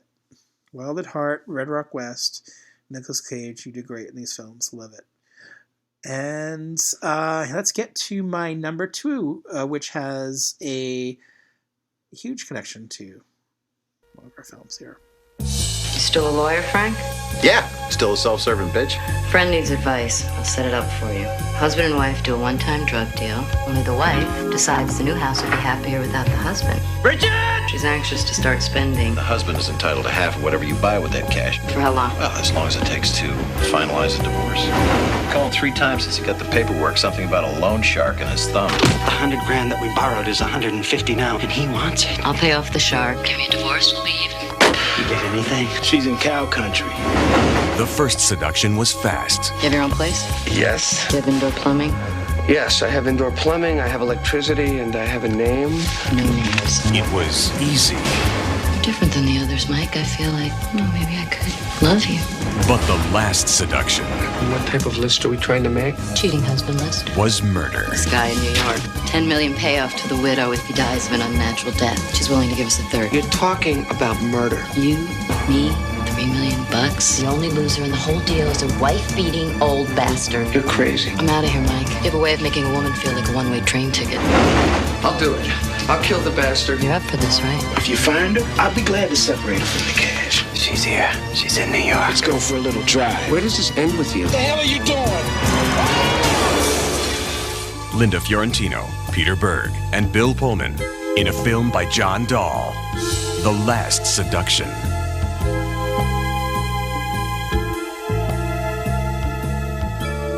Okay, Last Seduction from the director of Red Rock West, John Dahl. There's the connection. I love this movie. This one is, thankfully, came out on Blu-ray last year from Kino Lorber. It's missing like a commentary. I think it has a lot of extras, but missing a commentary that I had on a UK DVD. That's the only thing that's missing, but I think it has some really good extras on the new Blu-ray. I saw this in the theater. I made it a point to go to the movies, go into the city and go see this movie in the theater at the Village East Theater. October Films had released it in kind of a limited way. I don't know what they were thinking with the release strategy of this movie. This is the movie that had a cable premiere before it actually had a theatrical premiere, which was very strange. They sold it in a strange way. Because of that, what happened was Linda Fiorentino, the star of this movie, who's amazing in this movie, lost out on any kind of chances for any awards, like Oscar stuff, because I think the rule was it had to be a theatrical first, not a cable thing first. It was meant to go theatrical first, but for some reason they sold it to cable first. Dumb move, because Linda Fiorentino lost out on a nomination. She is this movie. She is the strength of this movie. She is great and amazing in this movie. I think she's the reason to watch this movie, other than if you're really into noir, this is a really good noir film. But she's the central driving force of the film, and fierce as all. Oh boy, is she fierce in this movie. She is playing this woman who definitely will do whatever it takes to get what she wants. And she is the star of the film. And so you're following her along as she plots and manipulates poor Peter Berg, who plays this yokel. She moves to a small town to kind of escape from things. And she manipulates him. And in interesting ways, physically and psychologically. And she's really good at doing what she does. And man, do I love this movie. I think it's one of those movies that I probably shouldn't even explain plot-wise, because it'll give away too many things. I think the fun of this movie is just watching it and seeing where it goes, and just seeing Linda Fiorentino in this role. I know she's one of those actors who has had a reputation of some kind, maybe not being so well to play with in terms of working with. But I don't know how much of that is true. We know so much about Hollywood now and how they treat women, and who knows, what the real story is with Linda Fiorentino. I think she's a very strong presence in movies and clearly a very strong woman. And Hollywood is not a place that embraces that. They want women in these roles to be strong, yes, but maybe as actresses to be whatever they want them to be, molded into whatever they want them to be. And that's very true of a lot of actors in Hollywood, and the actresses and in particular have that problem where they have to be molded into things and let these directors and filmmakers and studio heads let them, mold them into whatever they want them to be. And I'm not a big fan of that, I gotta say. I mean, I think actors, yes, need to do that in their process, need to work out things and work out these roles and find their characters, but I don't think I think you should go in wanting to do that, but not letting these forces make you into what they want them to be. I think a lot of what makes movies work are actors and their charisma and their chemistry with each other, but I think it's what the actor themselves brings to the table. So if you want a strong person and a strong force, you would get someone like Linda Fiorentino in to do a role like this, because she has that clearly in her, and it's on full display here. And I think it's quite special, and taking the femme fatale and having her as the leading character and someone you follow instead of the woman who simply manipulates the man and then has to get a comeuppance at the end in a lot of these noirs. As where you follow the male or the detective, and then the femme fatale comes into play later, or in the story, and not as a big way. And this one, she is the story, she is the character you follow, and she is the major part of this movie. And I like that about it. It really takes that idea of a femme fatale to another level and makes it more interesting and fun. You gotta say fun, because she says she's a fucking bitch in the movie, and I love that. She is. Why not? In this world, you kind of have to be. Sometimes being a bitch is all a woman has. Dolores Claiborne. I love this movie. I really think it's really strong, and I go back to it a lot. I had bought the UK DVD when it came out several years ago because it had these extras on it, and I was always a big fan of this film. And I'm glad it's available now on Blu-ray. It's for you guys to watch, and if you haven't seen it, highly recommend it. Last Seduction, you'll always be there for me when I'm in the mood for this kind of noir. And when I think of noirs, Red Rock West and Last Seduction will definitely come to mind, immediately to mind. So that's why they're so high on my list. I have a number one that strangely eclipses both of them in terms of how much I like it, but I love all of these movies in their own way, equally in different ways. Okay, so let me just read off, before I get to my number one, I'm just going to read off the last of the list. Let's see. Retro Cinema on Twitter wrote in, Leon the Professional. 110%. We both love this film. We just can't podcast it.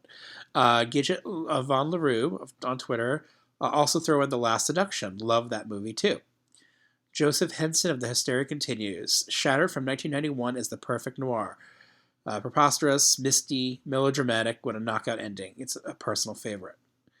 Ben Schur, our pal and co-host on this podcast, I just rewatched Spellbinder, which almost counts. It's so good. Chris Moore, would the TV movie Buried Alive count? It always felt very noirish to me, with Jennifer Jason Leigh as a great femme fatale trying to knock off her husband. I agree, it's a good one. Joseph Charlesworth, Payback. 1999 is my favorite noir from the 90s. And Dave Felter wrote in Red Rock West, Heat, Seven, and Breakdown.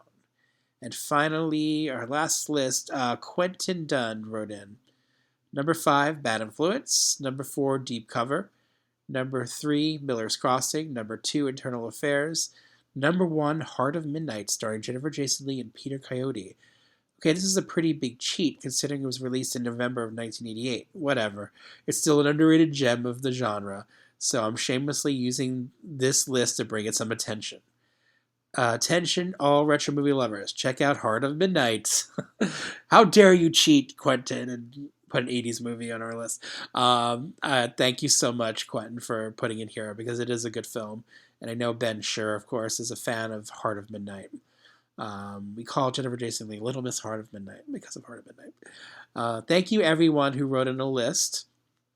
It means a lot that you did that. And we're going to get into our number 1 actually coming up, but then we have a little surprise offshoot of Noir after we do our number 1. So let's do our number 1 first. Here it is.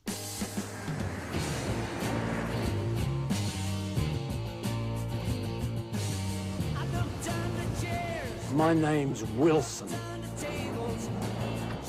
You wrote me about my daughter. This bloke she was bunked up with. Terry Valentine. What's he got to say for himself?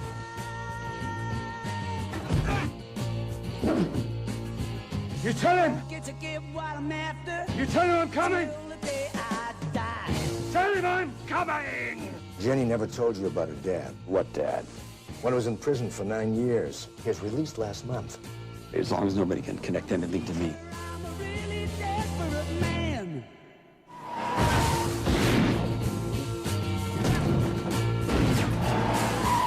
I won't get to get what I'm after till the day I die.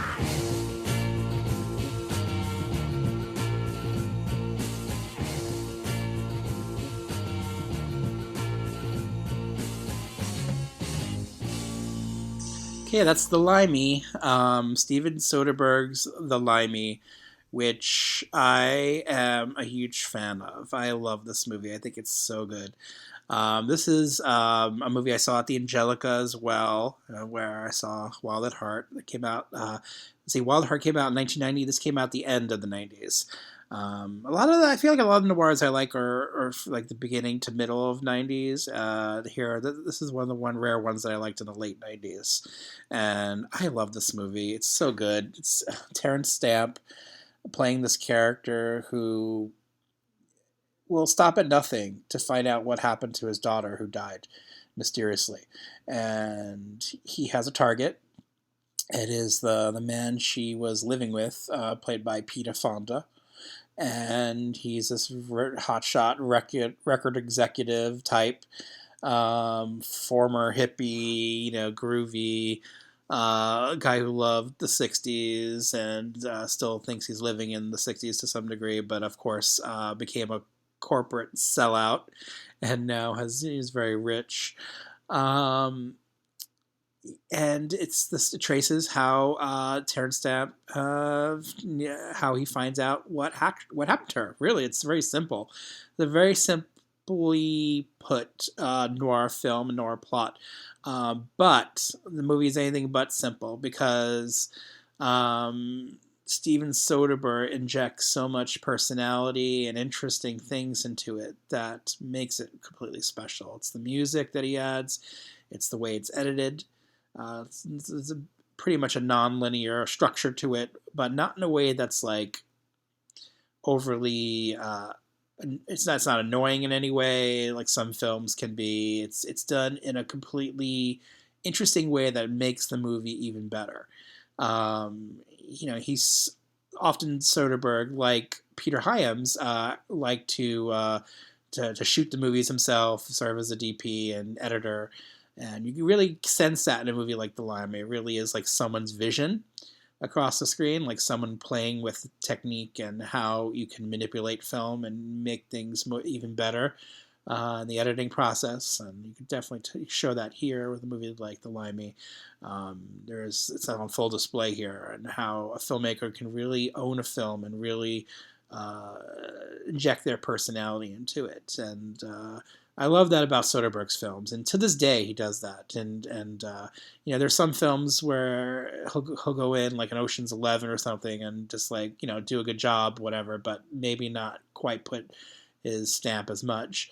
But I think for the most part he does do that, and even in a Magic Mike movie too. When he directed that, it was kind of a surprise, but you can definitely see that Soderbergh has his stamp on that one as well. And I love this movie. I love the look of the movie. I love the feel of the movie. It's 90 minutes. It goes by quickly, but also is very complicated in its emotions and story. And Terrence Stamp is a complete badass, really. You don't want to mess with this guy. Why would you want to mess with Zod? I kneel before Zod. I kneel before Terrence Stamp in general in movies. He's so good in movies. Underrated, I would say. His performance in this, his performance in The Adventures of Priscilla, Queen of the Desert, so good. I bow to him. He just makes me happy when I see him on the screen, I think, because I know you got to get this guy who has a strength and an intensity that's really, really cool, and a coolness too, and a coolness that you don't see that often with certain actors who could pull it off in a way, in this way. I think some younger actors, less interesting actors try to play the cool thing, but cool card and just can't really pull it off. I think Terrence Stamp is effortlessly cool, and I just love watching him on the screen in this movie where he just goes to these places and physically and even somewhat emotionally. There has an emotional weight to the film because this is about a father in a way processing grief. And the way he does it in his own way is kind of quite amazing to watch. And he has an unlikely partnership with Luis Guzman, and they partner up to find out more about this. I want everyone to see The Limey. I think it's really good, and I think it's just me. I think it was appreciated somewhat at the time. I don't know how well it was received. I think it really should get more love. I think personally, and Peter Fonda's good. He's playing this like I said, this guy who is a sellout, and I like how the movie kind of slyly comments on that and the way he lives and how he treats women and as objects and things he collects and in the guise of love.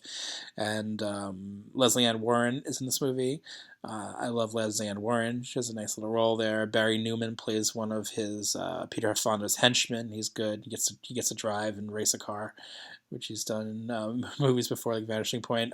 Joe D'Alessandro has a role here. Nicky Katt has a funny role as a hitman. He's clearly ad-libbing in some scenes, and I love it. He's really funny. And, this movie has a good deal of humor in it, too. Surprising humor in places. And I like that it can stop to be intense, but also funny. And who else is in this movie? There's a lot of faces that you might have seen in other things just kind of pop up, but really it's Terrence Stamp's movie, and he really gets to shine. And it's a good screenplay by Lem Dobbs, who's written some interesting things, and so a good collaboration between director and writer. I know I've listened to, I think, the commentary in this movie in the past, and they actually argue on the commentary, which is interesting. It's an interesting commentary to listen to. It's because it's not something you would kind of expect. You would think it'd be more of a love fest between writer and director and collaborators, but it's not. But I really do greatly want to owe thanks to Steven Soderbergh for making this film and making it his way, and over the years making all the films that he has. A movie like Unsane from last year, which I thought was kind of a nice surprise.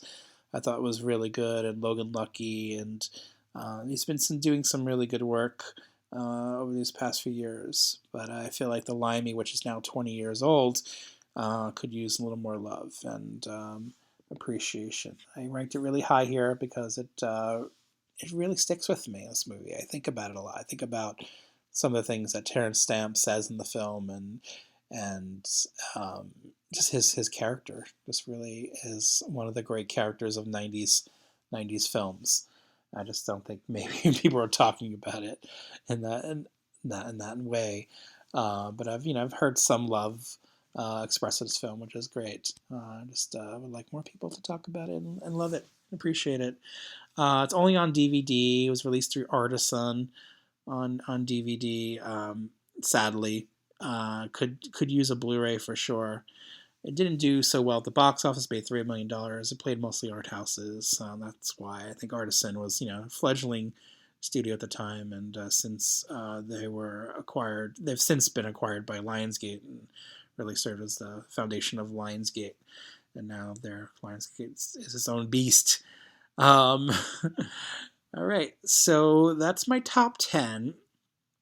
For this final part, I just wanted to go into a little offshoot of noir. There are 3 films. There's a few of these films, these kinds of films, but there are 3 in particular that I wanted to talk about before I left you today. There's the undercover crime noir. In the sense, there's always a character who's a cop or an agent of some kind who's going undercover and needs to infiltrate something. And these are the 3 that I came up with from the 90s that I really love from that genre of the undercover cop thing. Here is the first one. Do what you want, but Boys in the Hood's Larry Fishburne has a new job. You got real lucky today. He's got to think like a criminal. It's not 10 kilos we want 20. I don't trust you. Act like a dealer. Where are you moving this to? Do Macy's tell Gimbals? And be the best cop on these streets. Don't blow your cover. Featuring new music by Dr. Dre. Deep Cover. Rated R. Opens Wednesday at a theater near you. I just wanted to highlight these 3 movies, so be quickly about it. Deep Cover is the first. This is Lawrence Fishburne going undercover, pretending to be a drug dealer and infiltrating the drug world, and partnering up with Jeff Goldblum as this kind of sleazy lawyer who's also a drug dealer, and Lawrence Fishburne has to kind of infiltrate them, and in hopes that his superiors will take them out and get them busted. But I think it gets more complicated. He gets really into the world and the lifestyle. Jeff Goldblum is a good, interesting character. He seems very complicated and at odds with his worlds, and see how they're coming together.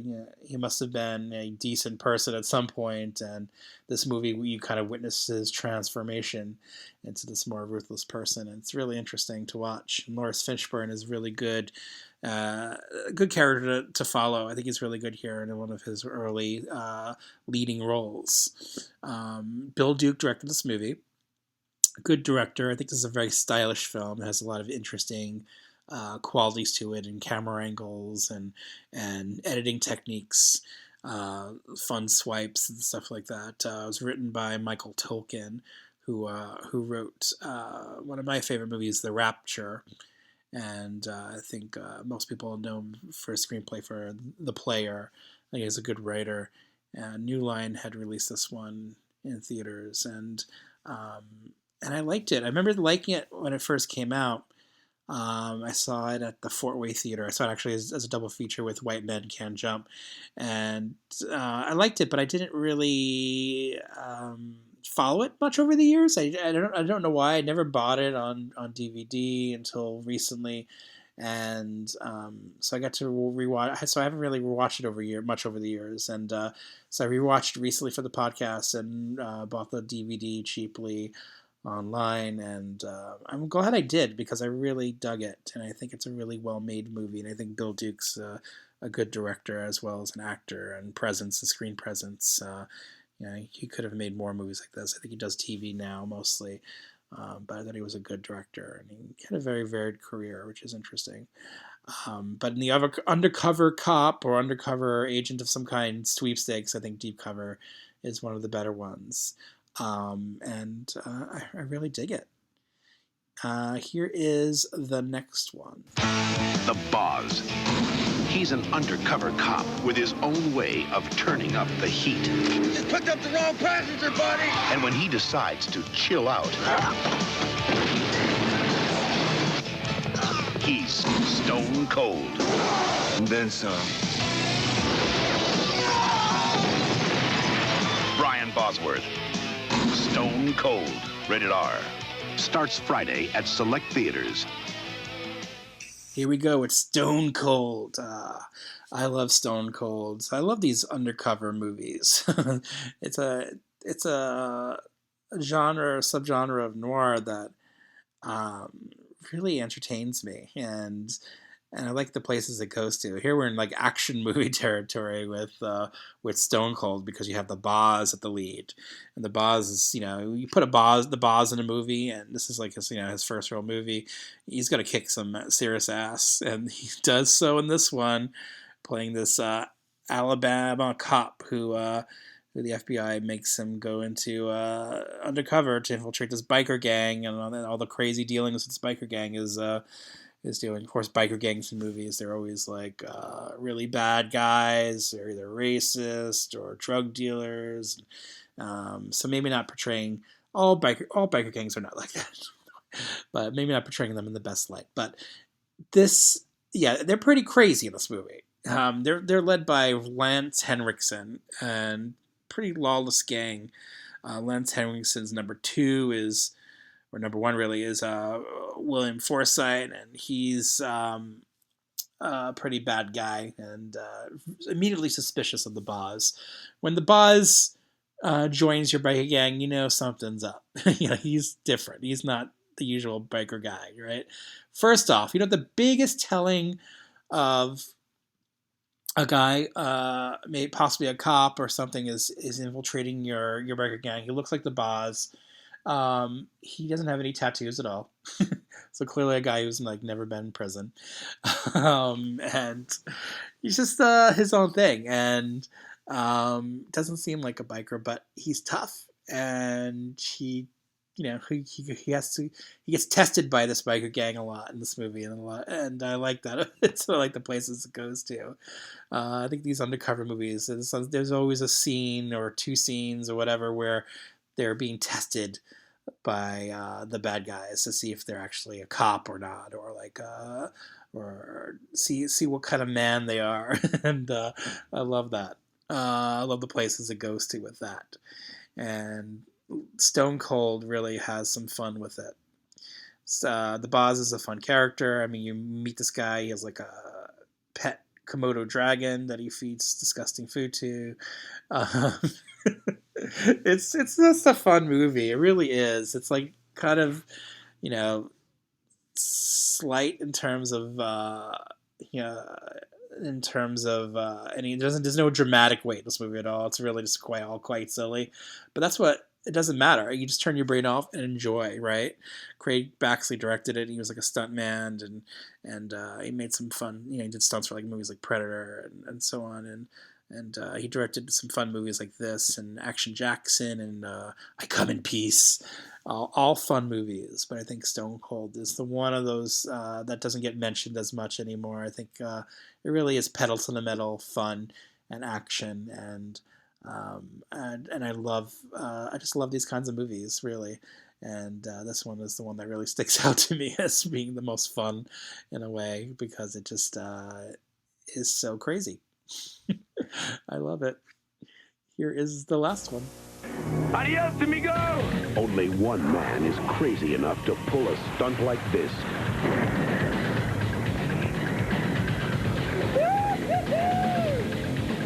Only one man is crazy enough to go after it. You pull the cord! Patrick Swayze. Now you pull it! 6 seconds! Keanu Reeves. Pull it! Point Break. Rated R. Starts Friday at theaters everywhere. Okay, it's the godfather of the undercover copper agent movie, and that's Point Break. Catherine Bigelow's Point Break from 1991, the original, the only one in my eyes. I know there was a stupid remake. I did not see it because what's the point?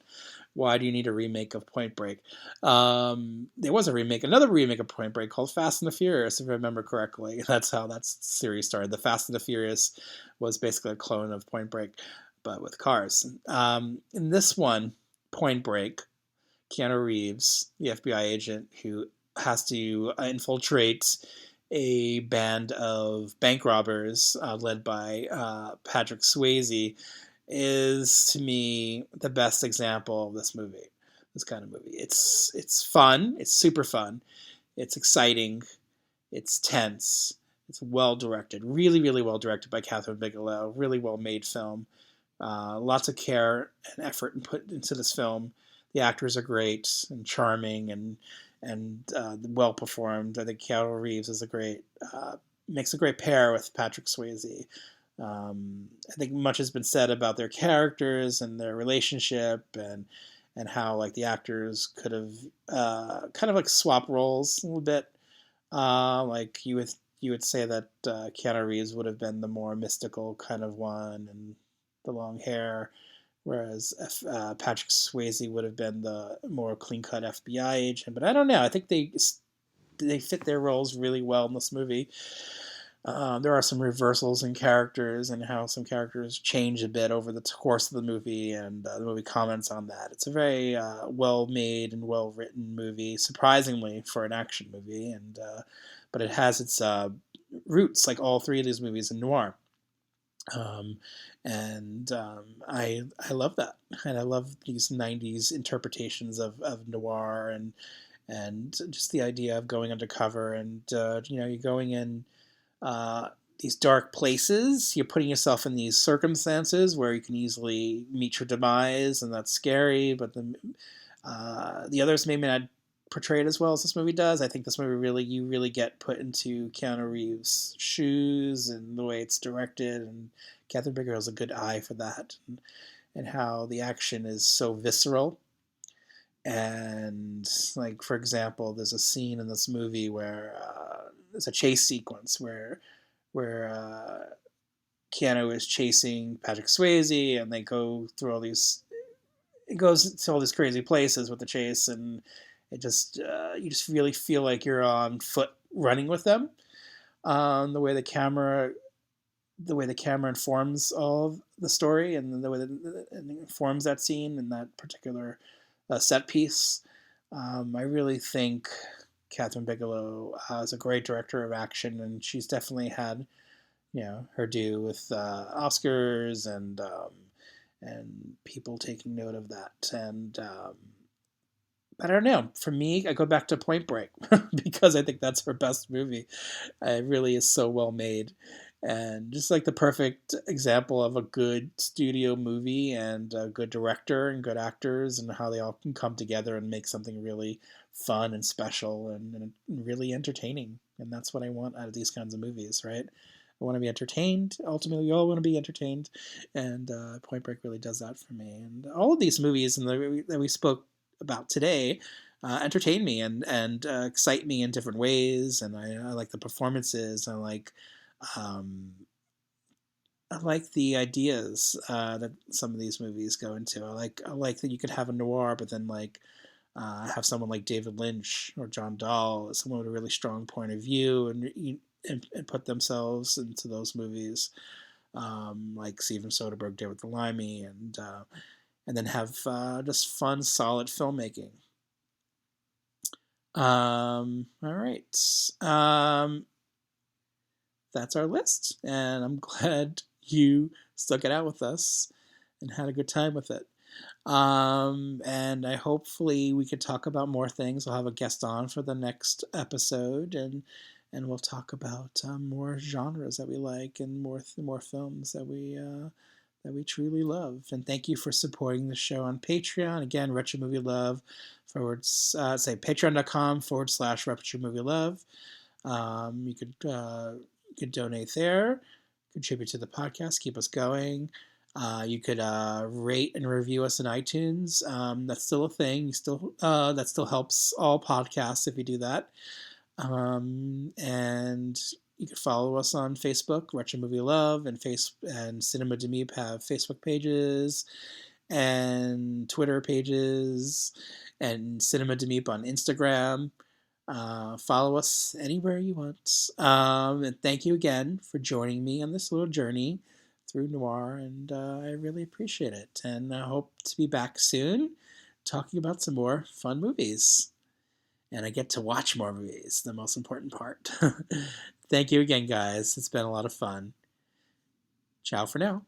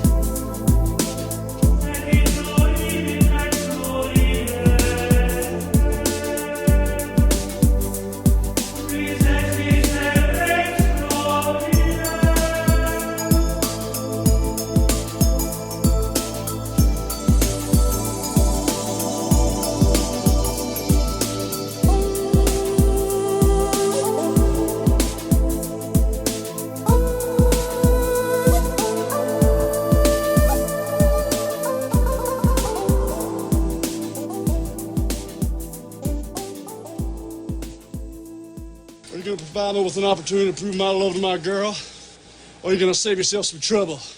Step up like a gentleman and apologize to her. Don't fuck with me, man.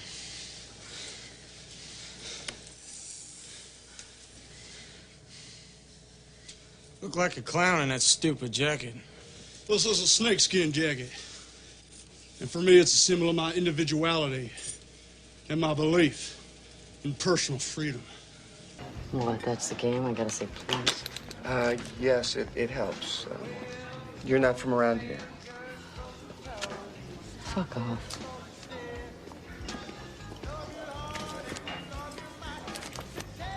It's $2, please. I got it.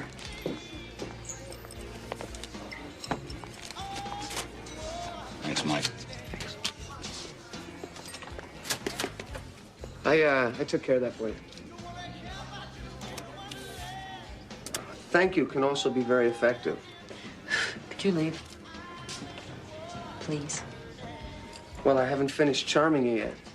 You haven't started. Give me a chance. Go find yourself a nice little cowgirl, make nice little cow babies, and leave me alone.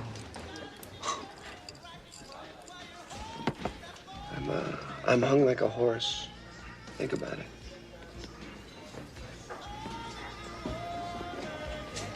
Let's see. Excuse me? Mr. Ed, let's see. Look, I tried to be nice. I can see that's something you're No, not... I'm trying. I can be very nice when I try. Sit down.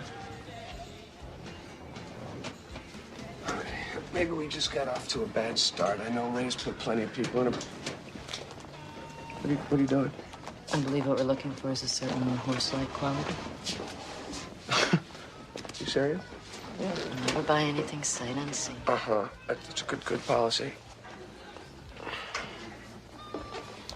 How many lovers?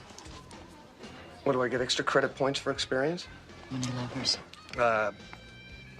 13, 12. Any prostitutes? No. Any men? No. No, man.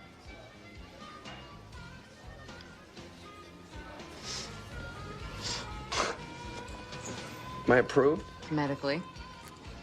You have your own place? Yes. Is it a sty? No, it's clean. Do you have indoor plumbing? Yes, I have indoor plumbing, I have electricity, and I have a name. No names. Meet me outside.